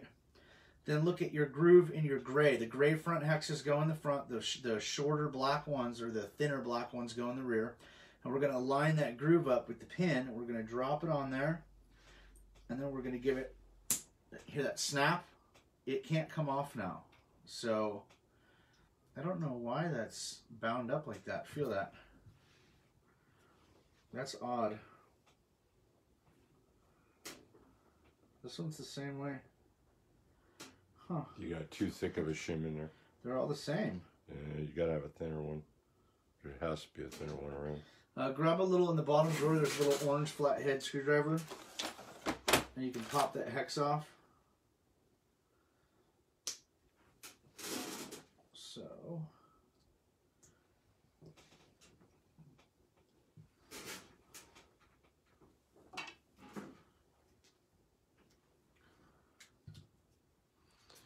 Yeah, these shims are too thick. That's odd. Those are the same ones I use on all my cars. They have thin ones and thick ones too.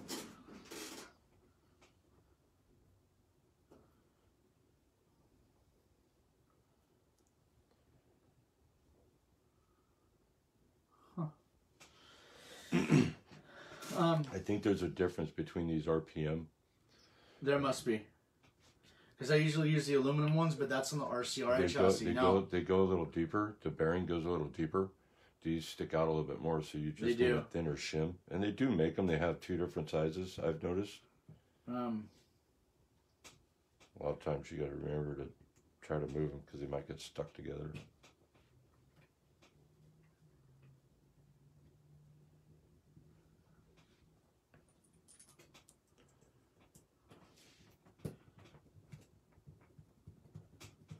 Yeah, just put it out there without it if it's one of the things. I'm going to have to go back through this car. This is just a fast throw together just to show, you know, how the basics of putting one of these together. Now these are the ones we tried to use before that were too long for the rear, but they will fit right on the front. Where's my razor blade at?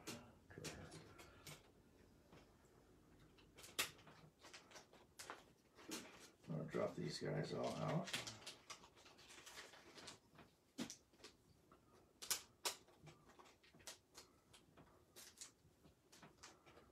Again, these are part number 3737A. They're for the front camber links on a wide slash car in the front. And then you'll have to buy the shorter end links from Traxxas for the Bandit ones in the rear, but it's the same rod.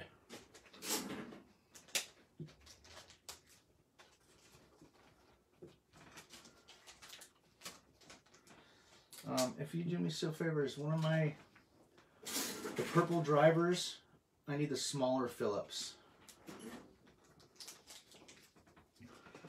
So we want to pop one of these on the end, one of these on the other end.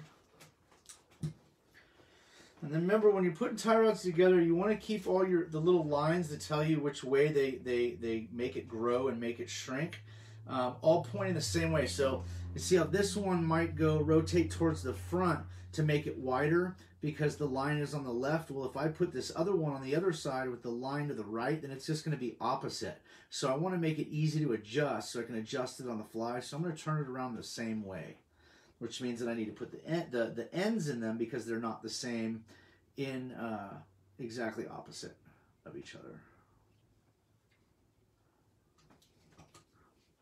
I kind of take a pair of needle nose and grab the edge of the plastic and just pops it right in.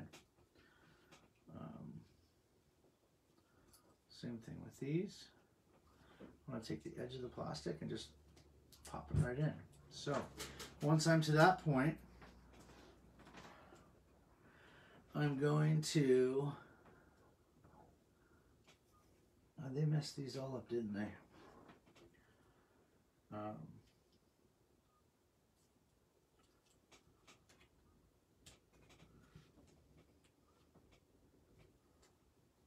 What bearing kit do you run? I usually run the Fast Eddies ceramics, and I've tried 2 or 3 different sets of ceramics. I'm starting to have bearing failures in the transmissions, so I've actually gone back to the steel Fast Eddies, and they work very, very well.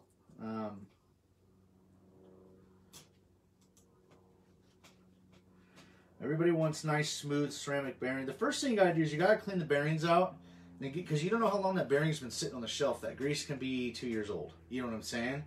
Hold on a second, I'll get these done. Okay, we're gonna put some backup nuts, stainless style. Actually, we're gonna drop a washer on there first. Anytime you are putting a nut or something else against, I need the driver for this. Just grab me one of the left-hand side, left last two. Grab me one of the Tamiya T-wrenches. It'll work fine. You always want to use a washer. It'll spread the load a little bit better on the plastic.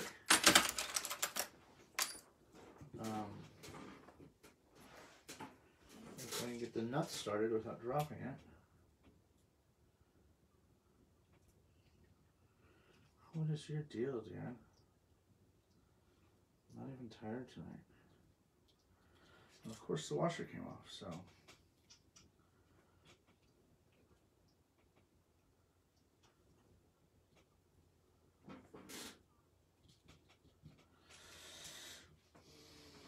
So I'm going to hold this side and bring the nut in.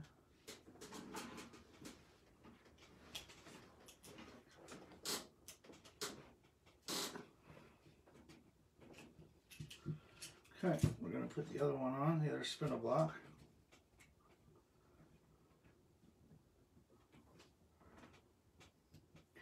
Now the reason why I choose RPM as much as I can is because the RPM stuff is made to fit to RPM stuff, and it just has probably the best tolerances of anything on the market for a Traxxas car. You know, you got an RPM front arm on a Traxxas bulkhead or an aluminum bulkhead, there's going to be a little slop there. You're going to have to do a bunch of washer work, which isn't bad, but when you're talking all over the car because you got mismatched parts, just buy the RPM stuff.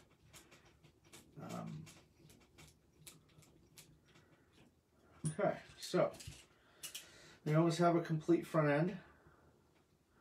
This one needs to be backed off a little bit.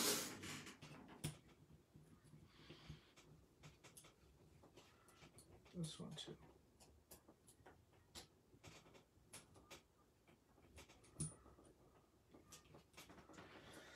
Okay.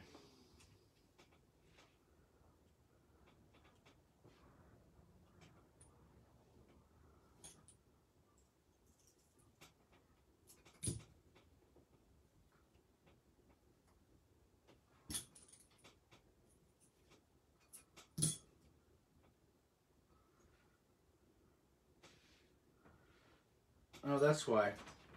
See, it's been a while since I put one of these together.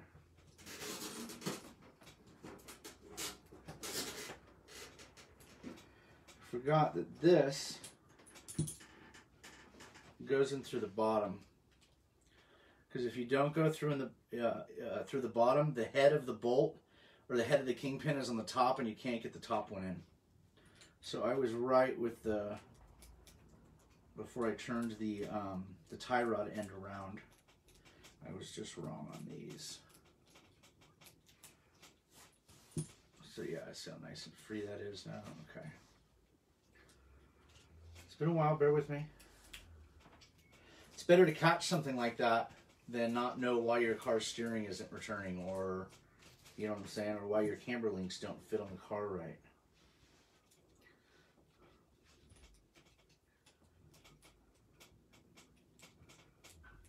So we almost have a complete RPM front end, which is almost ready to go onto the chassis.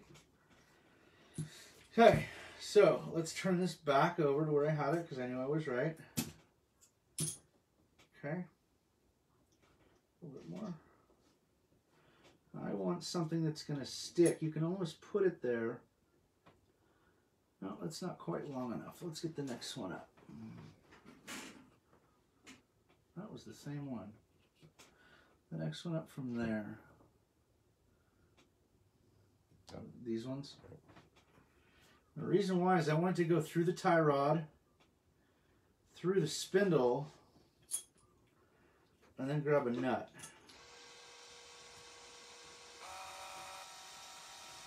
Oh, I'll start it with this.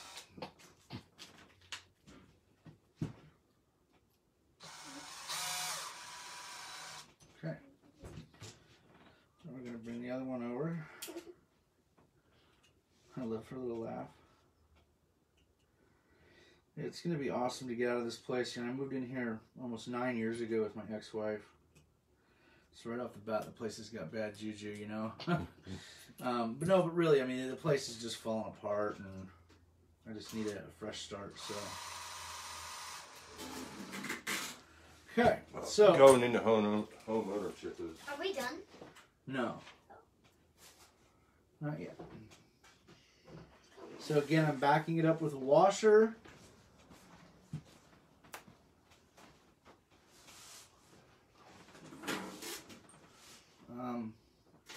Backing it up with a washer, putting my lock nut on.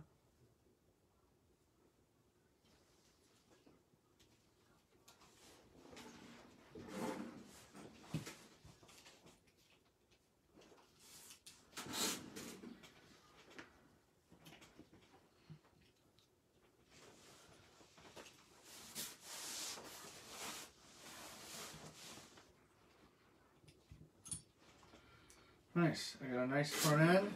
That's ready to rock. Ready to rock. Let's put a... Now for the front, I used to build stuff off the shock towers, but it only allowed you to get sewed down with the body.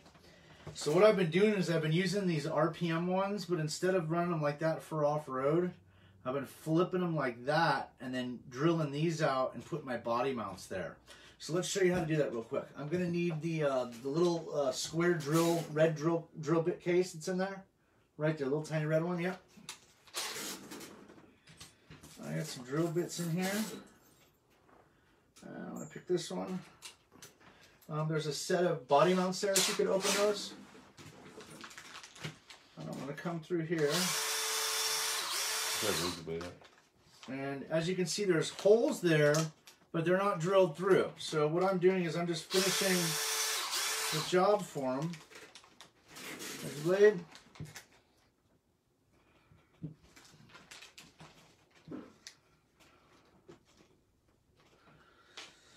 And I believe these are all American, so in the top of that again, I'm going to need the orange handled MIP driver that's in there. Yeah, because these are, yeah, that's it. That's it. Oh, is that my little one? No, that's it. What's the one for these little tiny ones? Oh, you know what I did? Never mind, here, put this back. So the stock ones that these body mounts that I've chosen to go with, these are just like pan car body mounts, and we're going to run them right there. And the stock screws don't go all the way through. So what I'm going to do is I'm going to go up to a 3mm that's longer. Do I got even longer ones over here? Yeah, so I'm going to go with this longer one. And the hole's a little snug, so it's going to be a little hard to get started. But once I get it started, she's going to be on there good. I'm trying to remember to do this in the camera.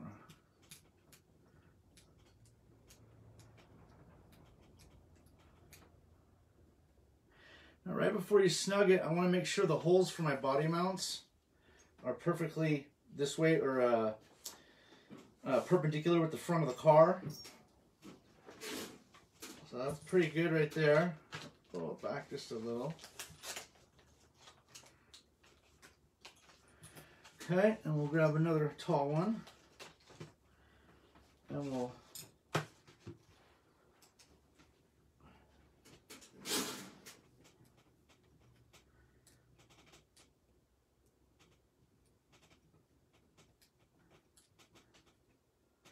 this one does not want to go in.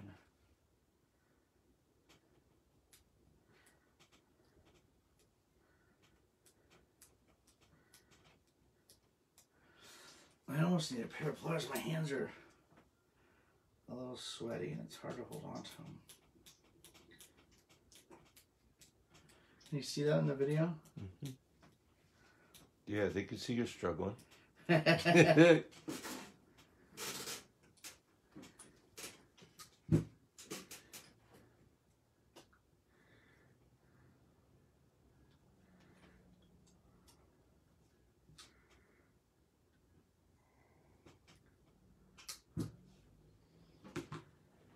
Okay, there's a weird one for you.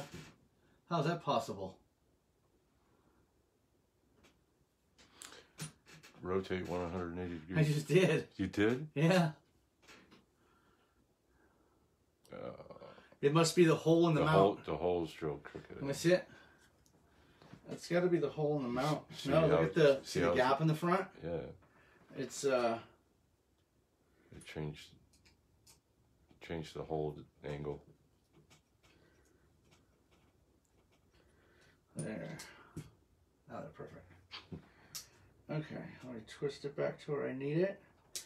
Now I have both of my, yeah, it's got to be the mounts, dude. It's the same reason why we took those brass slugs for the wheelie bars and we did them in the lathe, because no matter how we drilled them, it was always crooked, you know. So what I'm going to do now is I'm going to attach this to the front bulkhead. And what that's going to do is allow the body to come down as far as I can, and I'm going to run it down as low as I can until it hits the shock tower, and I let the shock tower be the stop. So I actually don't even use those. Let's get one of these and one of these.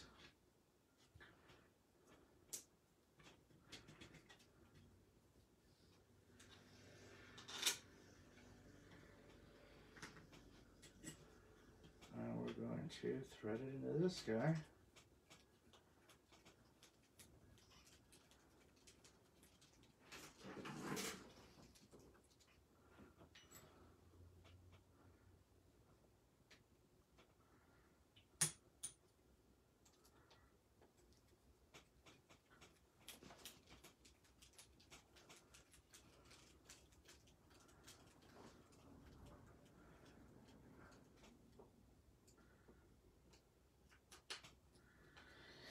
Okay, there we go.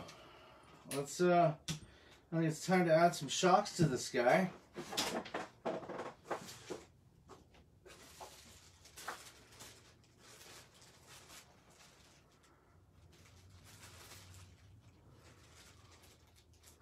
Oh, what am I thinking? I don't need that. Okay, so let's take our 2 red shocks here. Now, in the lower portion of the A-arm, there's 2 holes. What I'm going to do is I'm going to utilize the outside hole. So, let's get 2 of these guys.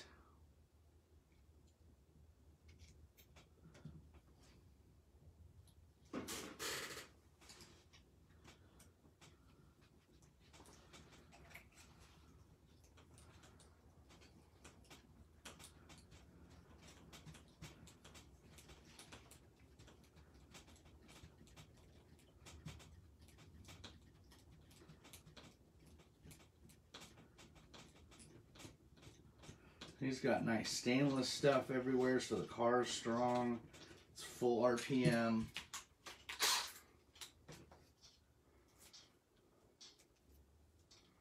Let's get these guys out of here.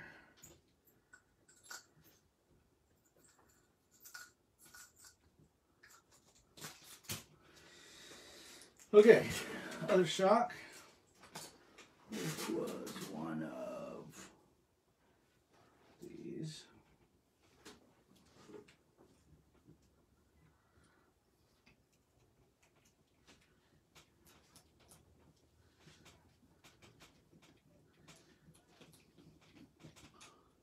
I was going to grab that drill bit with that end again, but you know, I don't like to use power tools going into plastic. It's just you want to be able to feel when it gets snug, and even if you do that really soft, it's easy to not be able to do that. Yeah, if you do it slow and don't bury it, do the last little bit by hand.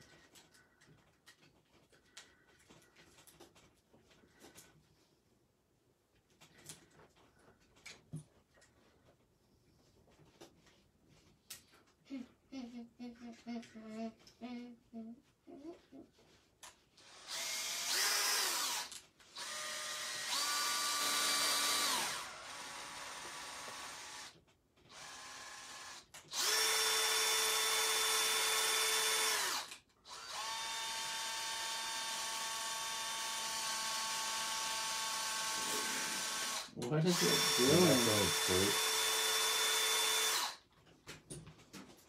I don't know what it's doing.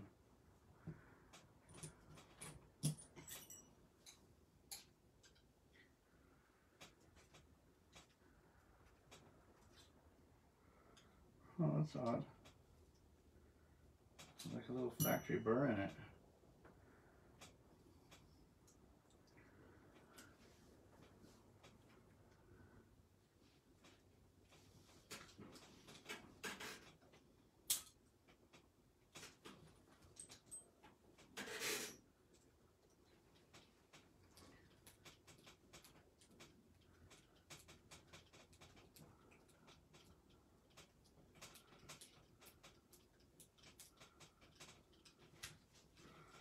Keeps wanting to go up for some reason.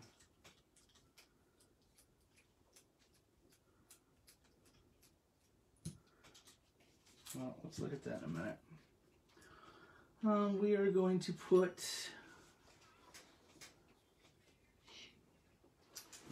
these longer ones are going to be, yeah, these work.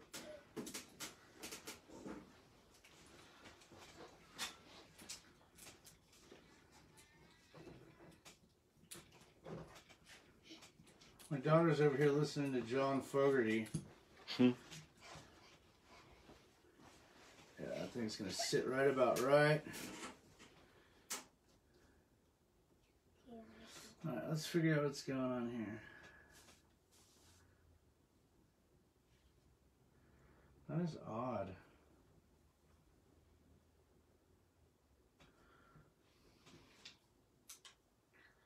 Try and knock that burr off.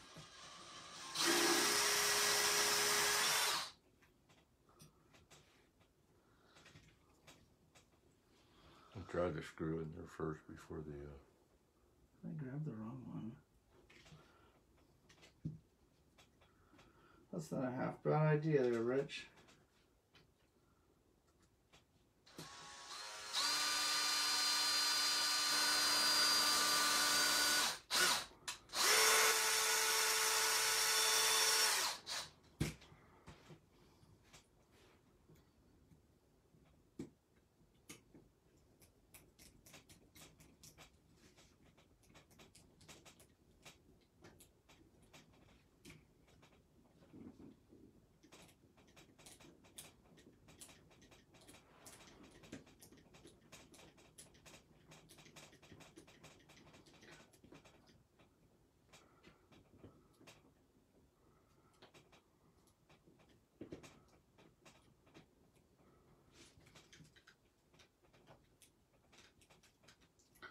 It just doesn't want to catch.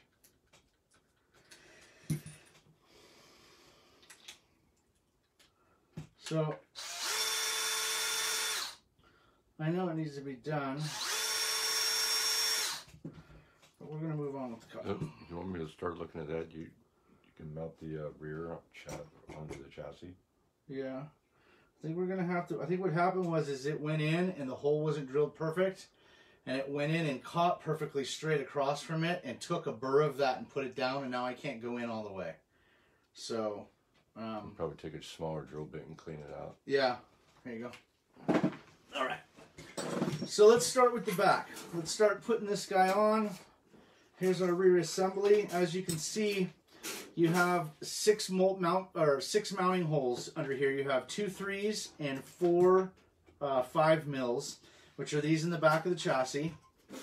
And then you have the 2 that go here up high that triangulate the transmission with the shock tower. And we're just going to drop that right down on here. We're going to grab 2 of these screws.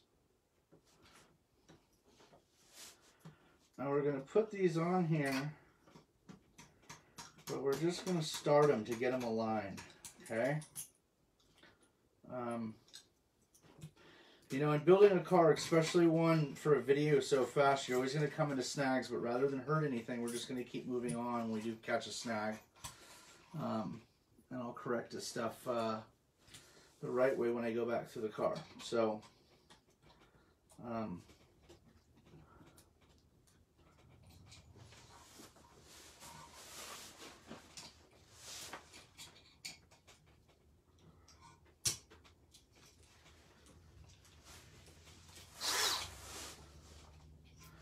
dude, what is going on tonight?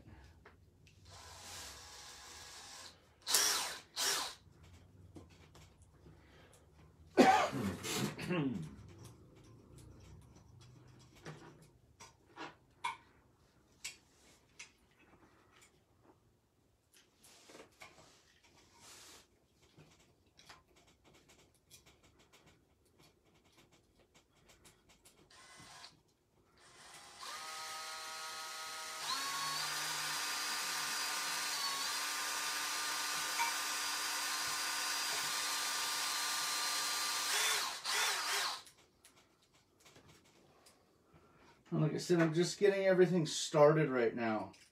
I want all my holes aligned before I start wrenching anything down. Okay, I got my 4. We're gonna take 2 of these short little 3mm guys. Oh, that's not a 3, that's a 2. And what these are going to be used for is the last 2 countersunk ones. So we'll put those guys in there now.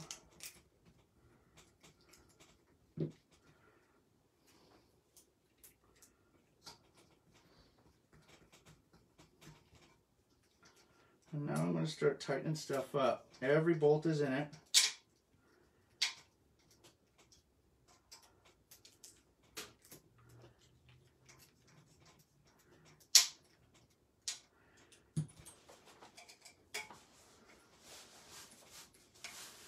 My hand's getting tired. I'm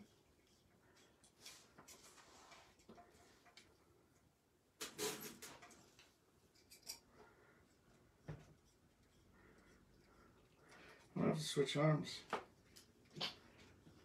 Okay, that didn't sound right.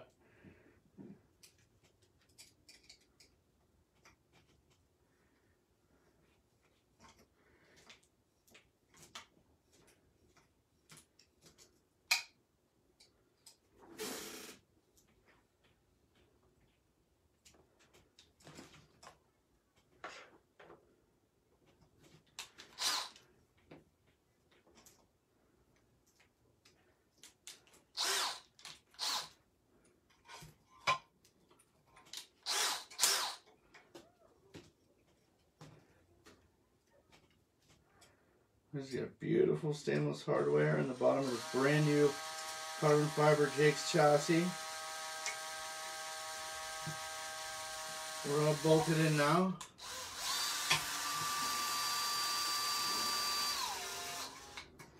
And now, oh, this is the wrong one. Oh, it should be. Sure is acting like it though.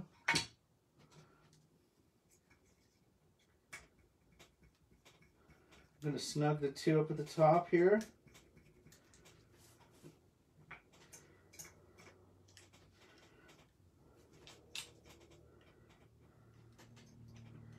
Now you have a really, I mean, this thing is rock solid, dude. Especially once I get the triangulation bars on. It's gonna be a really, really sturdy unit. It's really lightweight. It's agile. This is going to be a really nice car. So let's continue on. And the bottoms, I'm going to use one of these and one of these.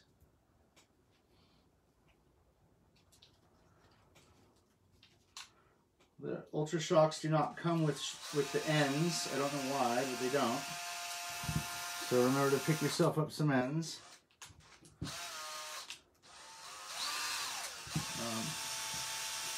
So what we're going to do first is, where's those two little pieces that went with my shock tower, dude? They were right here. It's right here. The two little gray ones, yeah. Yep. So what we're going to do is we're actually pop the tops out.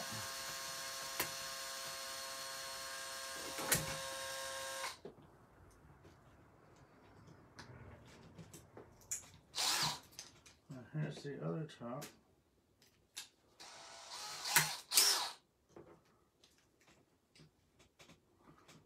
Okay. And these little pieces that came with the shock tower are actually going to fit right in there. And we're going to take these guys.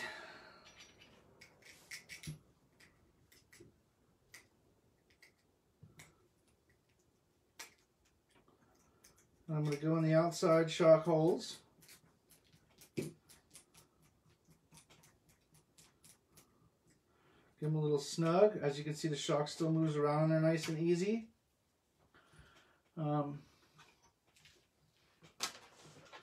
Same thing with the other one. I've put a ball on the end of the shock. I've taken the ball out of the top of the shock. I'm putting this STRC aluminum piece in there. And that one down.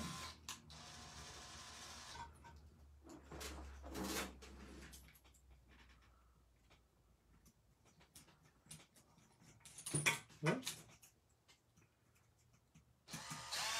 Is it going to work? Is it coming? Nice, I like what I'm seeing.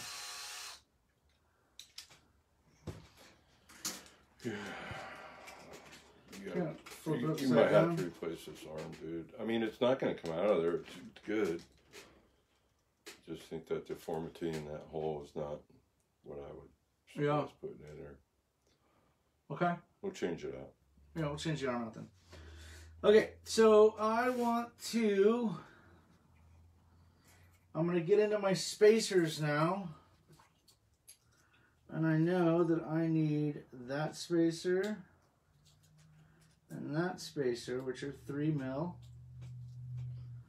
And I'm going to put that between the shock ball and the A-arm, and I'm going to use the middle hole.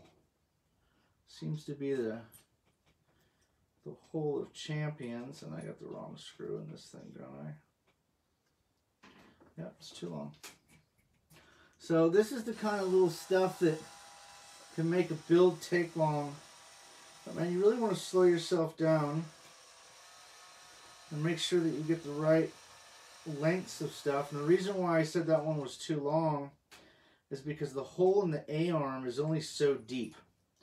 And if I use too long a screw, when I go to put it all the way in, it'll actually bust out the backside of the H-arm there for the suspension, and I don't want to do that.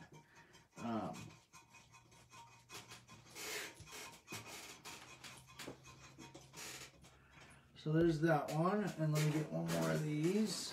Why is this thing saying low battery? You have a USB that plugs into? Oh, never mind. You do. The charger? Yeah, you gotta turn the power supply on over there. I mean the tag strip. Right there? Yeah. Welcome. I am ready. Make sure you select the correct battery type. Oh, I got it.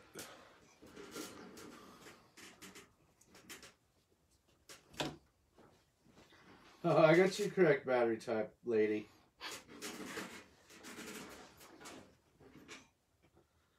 That's perfect. We're gonna go in the middle of the hole.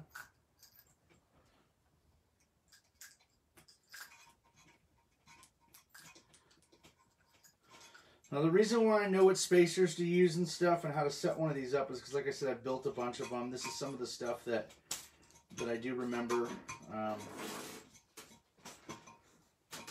So, as you can see, we have a completed rear end other than camber links right now. So with the tires and everything on it, she's gonna sit pretty even. And she'll be ready to rock. These are just the springs and everything that I've always used in all my cars, and they just work really good. So, let's take a look at this.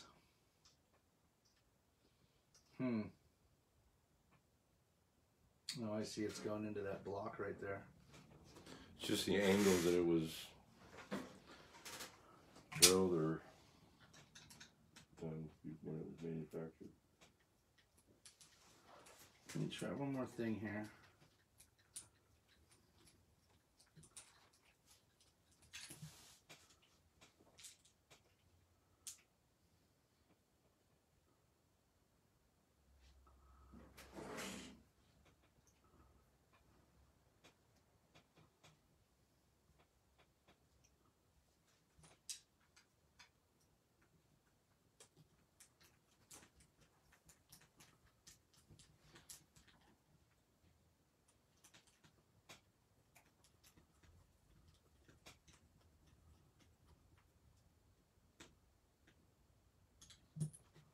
Boom. You remember this back screw, or this, because that's what would happen. The angle was wrong. I don't know if they caught it sideways but I put it straight through and it kept wanting to guide it weird. But this back hole here is only an 1/8 inch deep. You know what I'm saying? It's just meant to catch the land of the rest of the bolt coming through. So we're looking good now. Yeah, you know, this is some of the stuff you run into building a car sometimes, where everything's supposed to, you know, fit perfect, and you thought you had all the right parts, and even here, we thought this out for a week, and we still were missing the correct shorter ends, which I think I still have somewhere, but I'll have to look for them. So let's join our front end to the car. We're going to turn this over to do it, to at least get it started.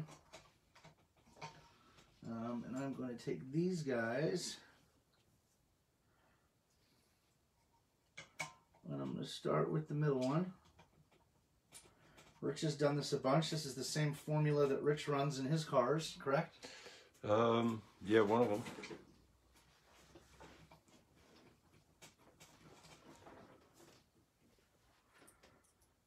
This thing looks dope with all the stainless bolts and stuff on it.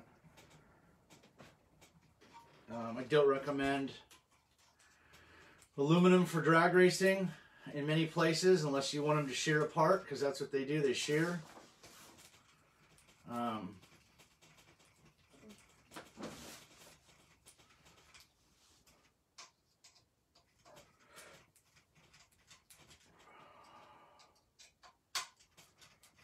And then between getting a kit that was dumped in the box and having to go through it, and then one by one taking the cheap mild steel screws that come with most of the kit stuff that we bought, and replacing those and having to size out each one through the kit that was all messed up, I think we've actually done pretty good tonight. So, not too bad. So let's just go back one more time. Make sure these are all good and tight, and that's kind of what we got on the bottom right now. Okay, now she's a little flimsy still because we don't have the rest of the chassis on here yet. As you can see, and we've built a whole car almost. So we have that. Where's that one last piece to the front? Here we go. So the recipient of the car is going to have to take this part off when he gets it, because this is going to be where he's going to have to take this off and put his servo in and turn it all on so it stays centered, and then put his servo horn on here. And that'll be a different episode where we go through electronics and show you the easiest, fastest way to put stuff together. I don't think that's a 2.5. Where'd the 2.5 go?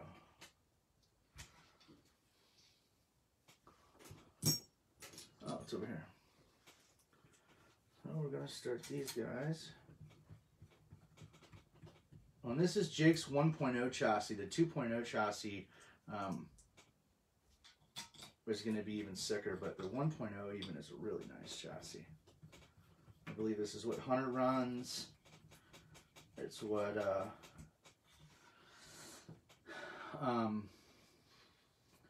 Tim runs. So we're going to add 2 washers because we're going into carbon off something thinner. And we are going to put on, let's see, one of these and one of these. So I'm going to put the washer on there. And the screw looks a little long, but remember the screw's got to go through the washer. Then it's got to go through the carbon. And then it goes into the plate. So again, I'm going to leave them all loose. Whenever there's a bolt pattern, it's always good to get everything started and then go back and tighten everything back up.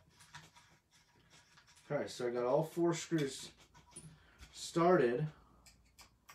I'm going to go ahead and lock the front down. Now this chassis, these chassis plates and stuff, when you go to put the chassis together, if you're doing a double decker, always put on all your hardware from the bottom and just snug it kind of, just kind of finger tight.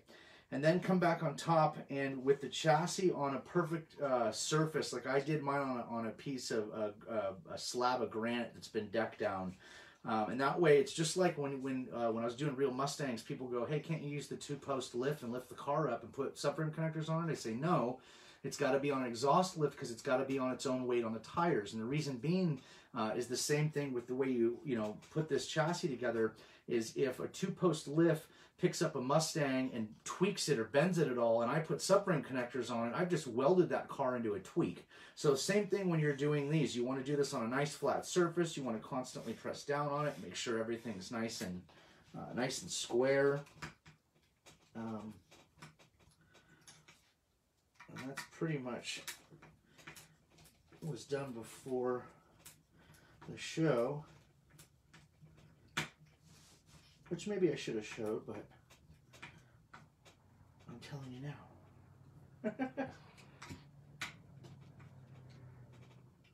Okay. Those bigger ones you can get pretty tight.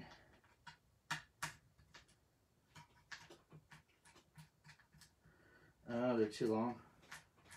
Yep, I'm hitting the size were they? I need the next one down from that. This one? Yeah. Which is going to be that. I need one more of those. So I have to replace the other side. Let's,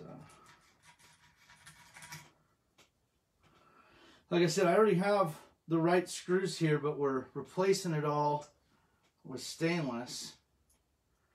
Do we got any little short stainless button heads? How short? Like really short, yeah.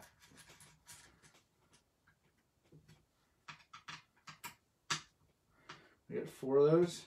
Yep. Nice.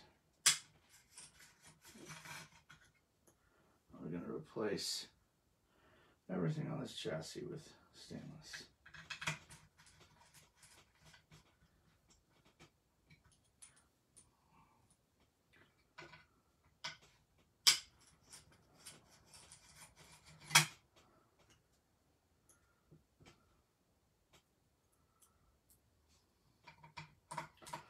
Shit, I want to throw a speed control and motor in it and go do some passes. Okay, 2 more.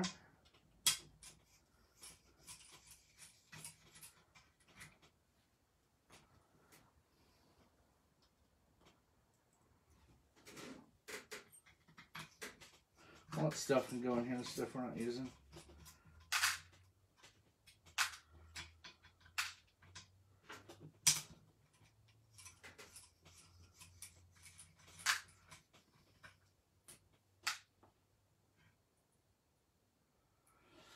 We got anybody watching still? 15 people. Okay. Well, thanks for guys for sticking around for us. How many people are on? Huh? How many people are on that? 15 people. So basically when my body comes down, it'll come over these and its stop will be the shock tower. I want this thing as low as possible as I can. And that's pretty much how I run it. I run out. Once I get it, the body all drilled and mounted and on and stuff, I'll mark with pencil on the bottom of the body where the shock towers are actually hitting, and then I'll take the body back off and put some tape on it so it doesn't rub through the paint. But this is pretty much basically a done car. I mean, I got little odds and ends to work with. I'm waiting on my 12 mils. I got to get my rear camber links situated. But as you can see, this is a really nice car. I would call this a high dollar build. I mean, it's for Traxxas stuff. It is. You know, you got all the good stuff. You got, you know, the tuned shocks that are ultra shocks that are cheaper, but it's the same platform that I've been using for a long time. And let's face it, in the Traxxas world, they work. You know, I still use them. You got a full RPM car. The whole car is RPM. You got a Proline tranny that we went through, and we put some heavier diff fluid and better grease in it. And this car is almost ready to rock. Rich, do you want to show them that?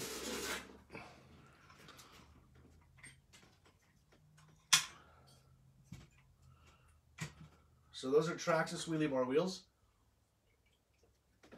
Hands down the most commonly used in NPRC. We're almost done, baby, okay? You okay? You doing good? Okay. Let's muscle through this.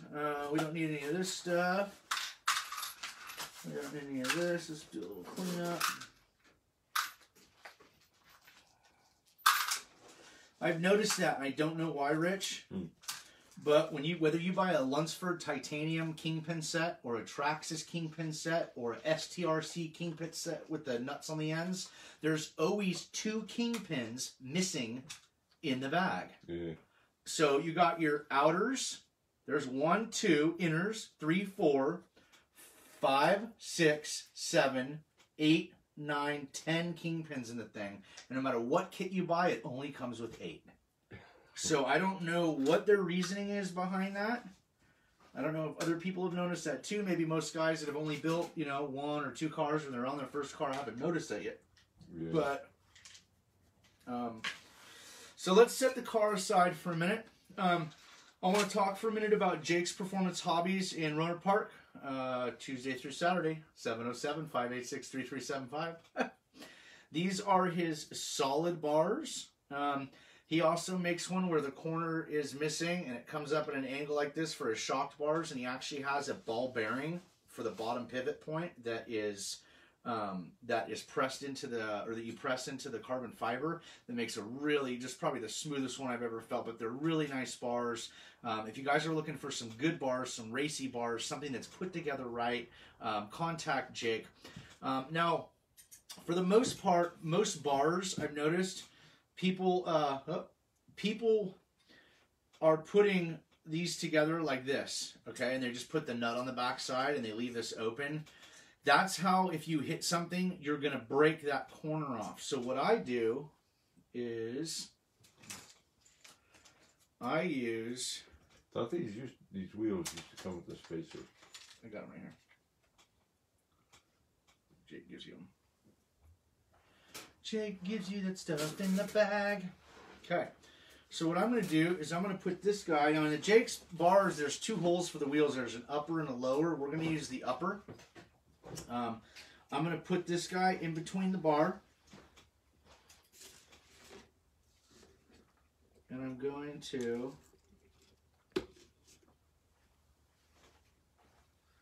start this shoulder bolt.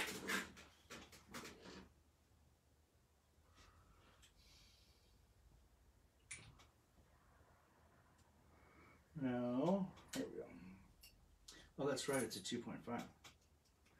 Oh yeah, I forgot.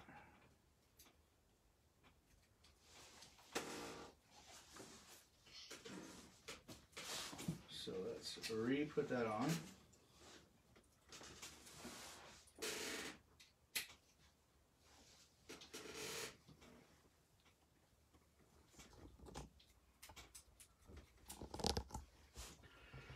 Now, as you can see, I have a wheelie bar wheel, but instead of a nut, I'm actually using the last bar.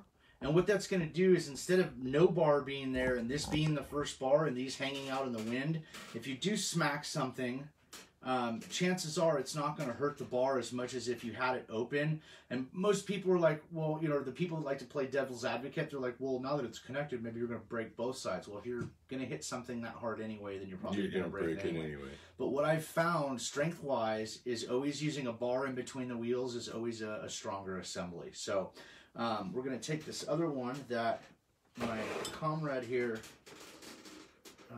well, I don't know if anybody else out there sells them, but I think you have to buy them with both sides anyway, right? You can't just buy one side, can you?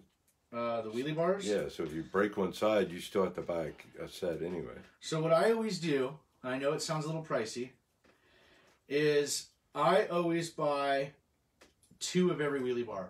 That way, if I have a complete wheelie bar for a car, and then I have 2 more sides in case I smack one side or I break a side or I break both sides. You know what I'm saying? Yeah. We got into that last video about weak links in the car and getting to know your car and what is most susceptible to breaking. Well, usually 9 times out of 10, when these things slide sideways, if they smack something with this bar, it's breaking it. So, or it's doing some damage. Nice. Yeah, we kind of take them for granted a little bit when we're spinning around, you know? Jake's bars, at the very least, I recommend with a Jake's bar, also purchasing from Jake or your local hobby shop, these Traxxas wheelie bar wheels, okay? Now, Jake does give you these, and these will work, okay? But what the cool thing is if you buy this bar from Jake and then buy the wheels, 9 times out of 10, if you do smack this, you won't hurt the bar or anything, but what you will mess up is that little shoulder bolt in there that's specific. Traxxas is the only one that I think makes one like that. So the cool thing is you get 2 of those shoulder bolts with the Traxxas wheels for your assembly, and then you have, like just a couple weeks ago, I smacked something with one of my wheels and it bent the threaded shaft in this, so I bought one of these cheap packages from Jake because all I needed was a shoulder bolt. So this guy's not only going to get... he's not only going to get his JPH 12-inch bar, which is a 15-inch max for the rules between center line of the rear wheel to the center line of the wheelie bar wheel. This is as long as you can go. And what he's also going to get in his box when I send him the car is he's going to get the one that Jake gave me with the bar because it's got the extra shoulder. So if he gets in trouble being a newbie, he'll be able to have one of those shoulder bolts if he breaks them because you're not going to find them anywhere else. So we'll put those back in there. Let's go ahead and join the bar to the car.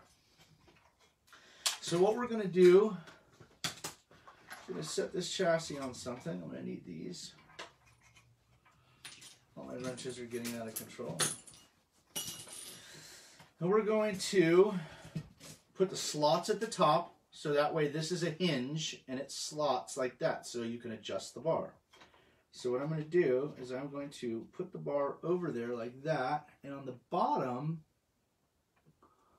I'm going to use this and this. So on the bottom, I like to use, again, these aluminum washers.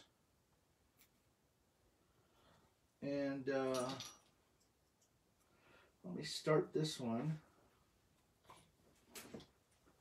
And then I'll come over there and do that one.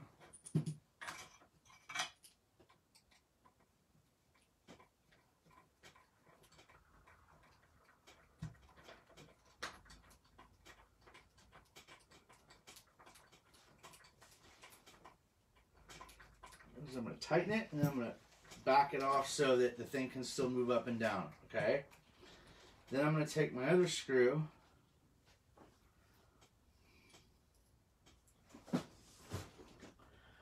I'm going to put it on the other side.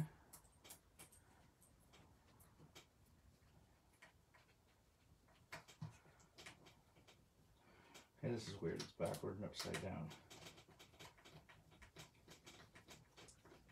You turn the camera over. Yeah, flip the camera down. Flip it around. Again, I'm going to bring it snug, and then I'm going to back it off. Now, the reason why we drilled the holes in these upper shock towers and we left these out is because what we're going to do, now we're not going to use these on this car because I have some nice blue ones. Screw it, we'll use those right now because I'm not even ready. When I get the other ones in the mail, I'll use those for steering links. So believe it or not, Jake gives you these for the steering on the chassis when you buy one of these. I've opted to do this guy right because he wants it all in blue, and I have the blue tie rods all over. Is I've taken these out and I bought 2 sets of these for him so he can have matching blue front and rear.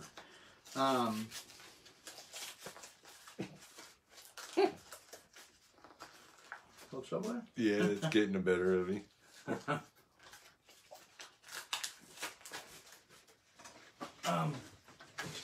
Hey.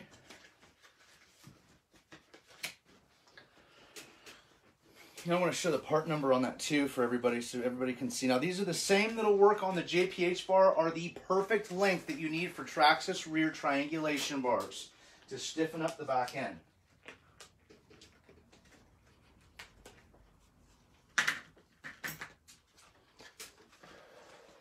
They don't want you using them. Okay. Rich, why aren't you in the show? Rich can be in the show. You want to do this, Rich? I am in the show. I'm and holding put up these a on? piece of paper with a number on it. Leave me alone. For those bars. So what we're going to do is these guys, this part number he just showed you, not only will be the blue ones to make his car match in the front for the steering, but will also be the perfect bar to triangulate the rear end like that. Now, when he gets the car, he's going to have to take this one out and flop it down so he can do his soldering.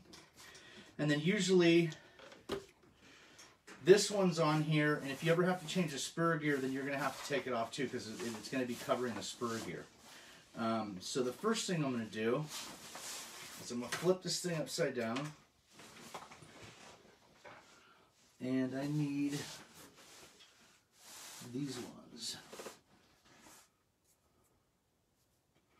Yep. And this. And one of these. Why don't we do this for this, because this one's kind of a pain in the butt. Let me put these on and then we'll show the camera what I did.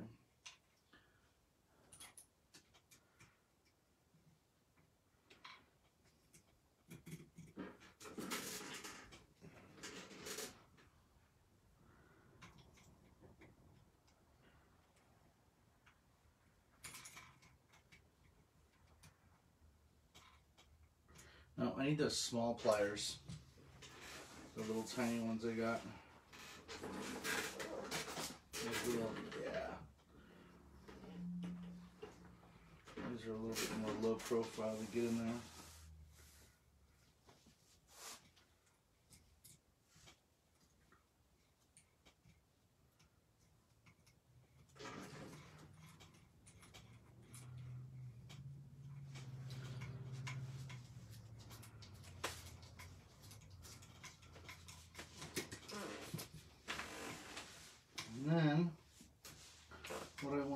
is I want to tighten those down to as tight as I can get them.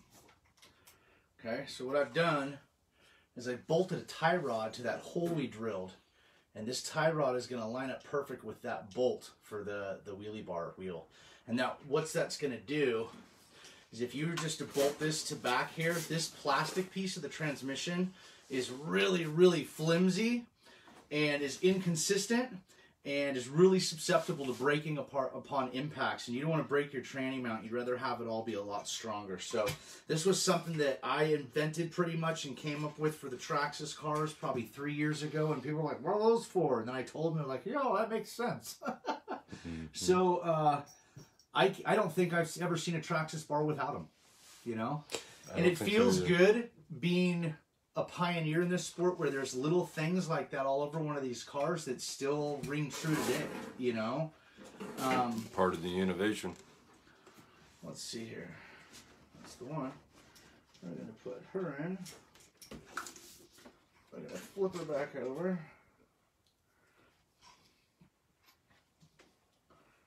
And we're going to put this guy. Yep. Sometimes these are a pain in the butt to put on, but you just got to kind of take your time. And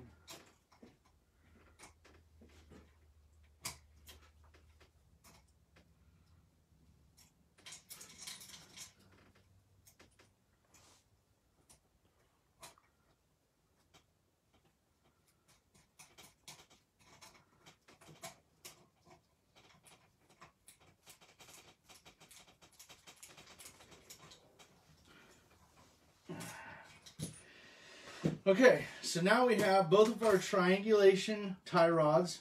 Some guys like to bolt servo mounts on here, but you know, if I can drill one hole and actually lose a little bit weight up top, why would I want to add 10 grams just because it's a servo mount that's polished and looks pretty? So you guys can add whatever you want. If you guys want to bolt a servo mount on these existing holes that has, you know, a hole here and a hole there for a servo, but you're using this or using it to do this first. I've done them that way, and it's just easier just drilling a hole. It really is, yeah. And then it leaves all your upper shock mounts open. You're not tampering with those, so if you want to move your shock around, it's a lot easier. So what I have now is I have a tie rod that's almost centered with that hole, but I'm going to have to straighten those up. And you can actually use this as a tuning device. If your bar is a little bit crooked out the chassis, we'll show you that in a minute, how to look down the chassis to make sure everything's straight. But if it's a little bit crooked, you can tighten or loosen one up and play with it. You can actually move the bar left and right. So I like to swing this bar down like this, and I like to stick a wrench through the tie rod into the hole, and that kind of lets me gauge how far I'm off. So I can see that this one is going to have to get screwed in. Where's that red wrench I got?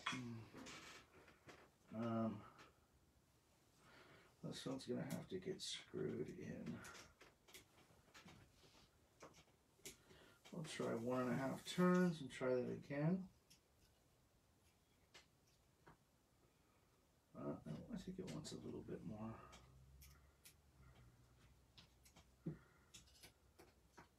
That's pretty much right on the money there. So then we're going to use one of these long ones. And then behind this, I'm going to use another aluminum washer because that's where the slide is. And I don't want to tighten this up and dig the end of the ball joint of the tie rod into the slot, into this adjustment slot of the wheelie bar. It seems the aluminum helps it hold a lot better too. It does. It kind of crushes to form. So it doesn't slip. Now I have this tie rod adjusted that between the two holes of the eyelets of the tie rod and between the two holes I'm going in is neutral. I'm not having to thread it in one way and straighten it out. I want it nice and neutral going in. That'll make for a nice straight bar. So we're going to put these bars all the way up high. And I'm using a nice deep screw so that when I do get it adjusted, I can... That's pretty much what we're going after right there. Let's grab one more of those screws here. Is that one of them? No. No. Look at the length of that bar. The bars were cockulous. So I never did do this one. This one needs to be adjusted as well. So I'm going to put one end of the tie rod's being held on already because it's bolted on, but this one I can't bolt on yet because it's not adjusted to the hole I'm going into. So what I'm going to do is use this wrench through it to hold it while I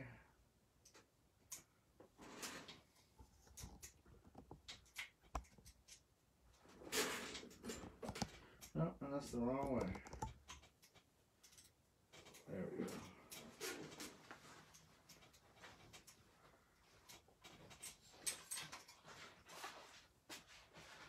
Let me go a little bit more. Okay, so long screw. Just so you guys know, remember the bottom one's only going through the washer and the carbon. The top one screw has to go through the tie rod end, the ball end, the aluminum, and the carbon. So to do that, I'm minimally using. Oh,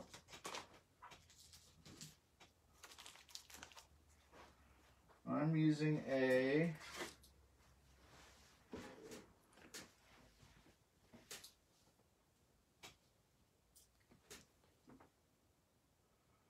20 millimeter. This is a 20 millimeter screw. And remember, I'm going to put it through the eyelet first and then put my washer on. So that washer is a nice flat surface on the carbon fiber.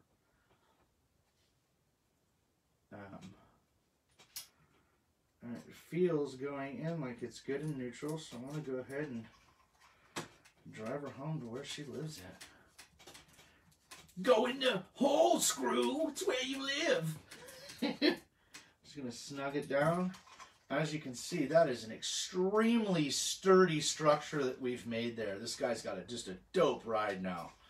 So, if you look down this, I don't know if you can put the camera straight down it.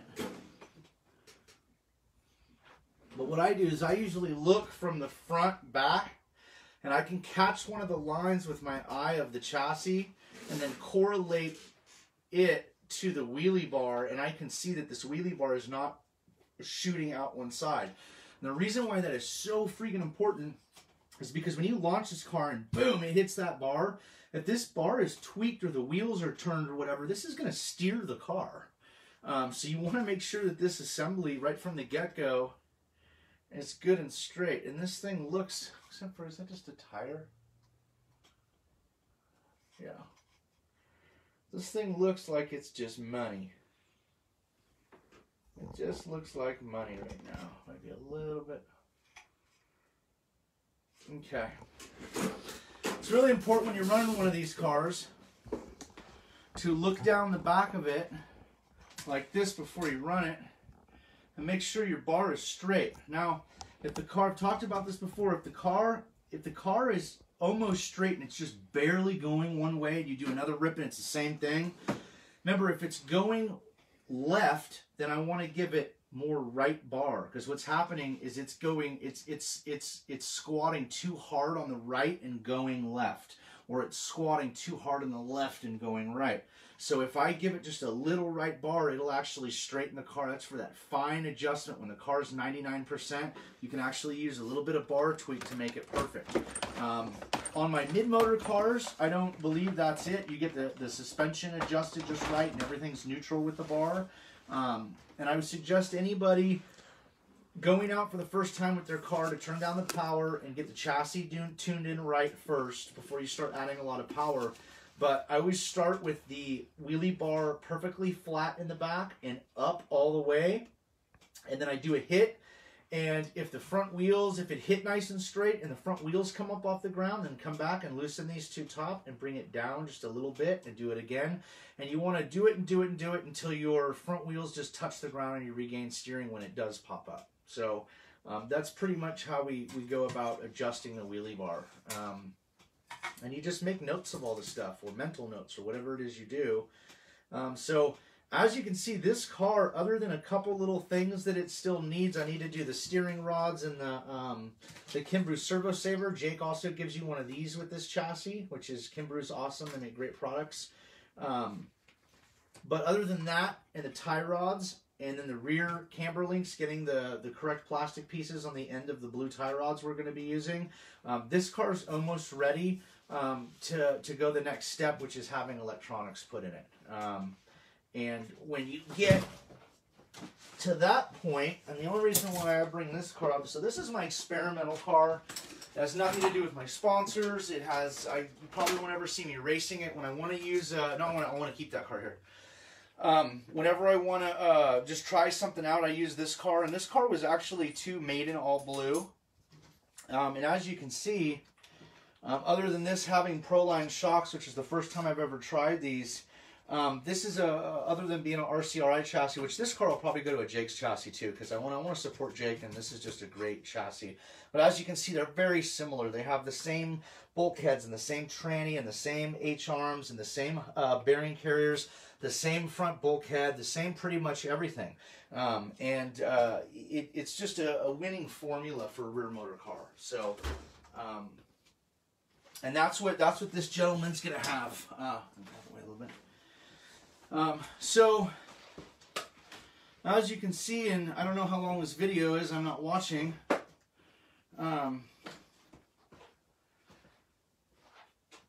Ramel Whitaker is actually over in the Cayman Islands, and I built him almost the same car, but again on an RCRI chassis.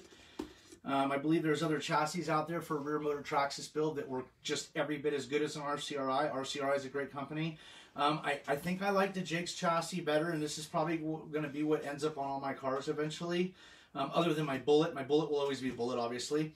But just due to the fact that the guy's local, it's a beautiful piece. It's carbon fiber. I mean, as you can see, I mean, that thing's just gorgeous, you know. So this thing will get the last couple little bits done to it, the bar broken back off of it for shipping, and it'll get VIN numbered for the gentleman, and it'll be off to its home down in Florida. So, Casey Funstun, I'm working with a lot of new guys that are getting on board, and they're like, hey, you know, I'd like to get the R1 set up.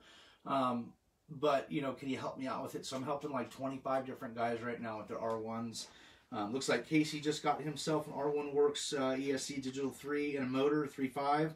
I know that if you are, you know, have been waiting to get motors, and, you know, whatever it is you use is out of stock, whatever you were going to use is, you know, you can't get them. R1 has 3.5 all-out drag builds with 13mm rotors in stock right now.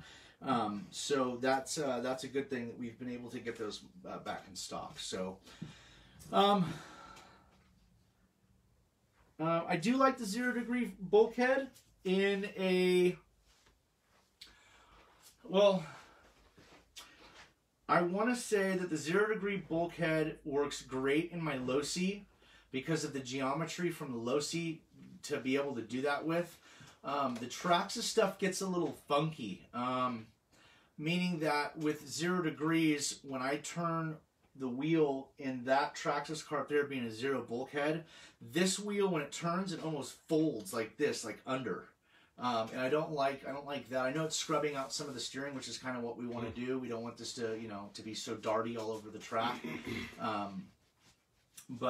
know, it's half of one, half a dozen of the other, you know, whether you like a kick up or a flat bulkhead. Nothing will ever be on my Corleone other than a 0 degree bulkhead like Mr. Mark Vine intended its usage to be. For a slash rear motor build, I don't think it's a bad thing, you know. These cars, you can put big fat wide tires with a lot of traction on the front and they'll still work. As to where my mid motor, I have to run a little skinny tire with everything, taking all the steering out to try and make it understeer because it's so darty.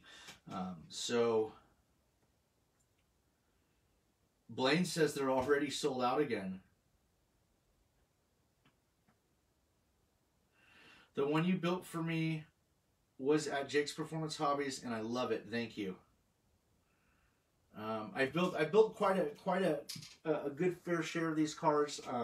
Again, I apologize in the video for the couple little hiccups that we did have. I tried to keep it moving on, but it has been a while. I'm just getting back into the swing of building one of these. But as you can see, if you have all the parts, this is how fast it can go. Now, granted, this car is only, even though a majority of the car, you're like, Dan, how is it only 1/5 assembled or ready? I should say ready. It's because there's a lot more work. I have to fine tune everything. It's got to go up on a setup board for alignment. It's got all kinds of stuff that still needs to be done to it. Rear shock tower, rear camber links, rear hexes, and then at that point I'll ship it to the gentleman and I can help him walking him through electrifying it and getting it wired for sound. And then it's the final test and tuning, and just like Mark used to do with me, I do that with a lot of people on live video chats to see what the car's doing, and kind of like I'm standing there with them. So that's one of the things you get when you buy one of these cars, is you get the product support and the tune-up setup support from guys like me and Rich here, and they work really, really well. Is there anything else you want to add, Rich? Not a thing. Tired. It's late. I don't even know what time it is. What time is it? Well, it's 9 o'clock. We've been going for 3 hours. I mean, I'm no mathematician or anything, but 6 hours later. Yeah. 6 million. I said 3, but This So, feels like 10 hours. we're gonna wrap it up here. This was just a basic build for a rear motor Traxxas car, when you're not just making like just an LCG car and you want to go that one step further and actually have like a carbon fiber race car. This is a carbon fiber race car. When it comes to Traxxas based builds, this is the high end. This is the top shelf tequila here. And this is gonna make this gentleman down in Florida very happy and probably win a lot of races. So please go over to my YouTube channel and check us out, Funky Monkey Judd. Like and subscribe. This video will be up there in a while, maybe by tomorrow.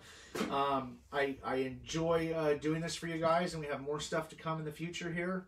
We'll probably take a quick break for a week or two while I'm moving into the new house and I get a new studio all set up. But even then, we still have 2-3 shows before that happens, and eternity shows after I'm into my new place. So. Without further ado, again, I'd like to thank all my sponsors, our sponsors, DE Racing Tires, Shark RC Bodies, Jake's Performance Hobbies, R1, Works Electronics, Motors and Speed Controls and Batteries, Flashpacks, Cap Packs, and just about everybody else that's helped me out there. So, it takes a lot of work to get to the level we're at, and that's why we bring it to you guys for when you're newbies. This is why we do it. We do it for the newbies. So thanks, guys, for tuning into episode 10. I hope you learned something here, like not how not to put a screw into an A-arm. But when you're as good as we are, you can fix it like there was never anything wrong with it. So this car is, like I said, just about ready, and I was really, really pleased and proud to be able to build it for you tonight. So thanks again, Rich, for all your help. You're welcome. Thanks for having me. And that's it, guys. So have a great Peace night, out. and we will get at you next week. Episode 10 out.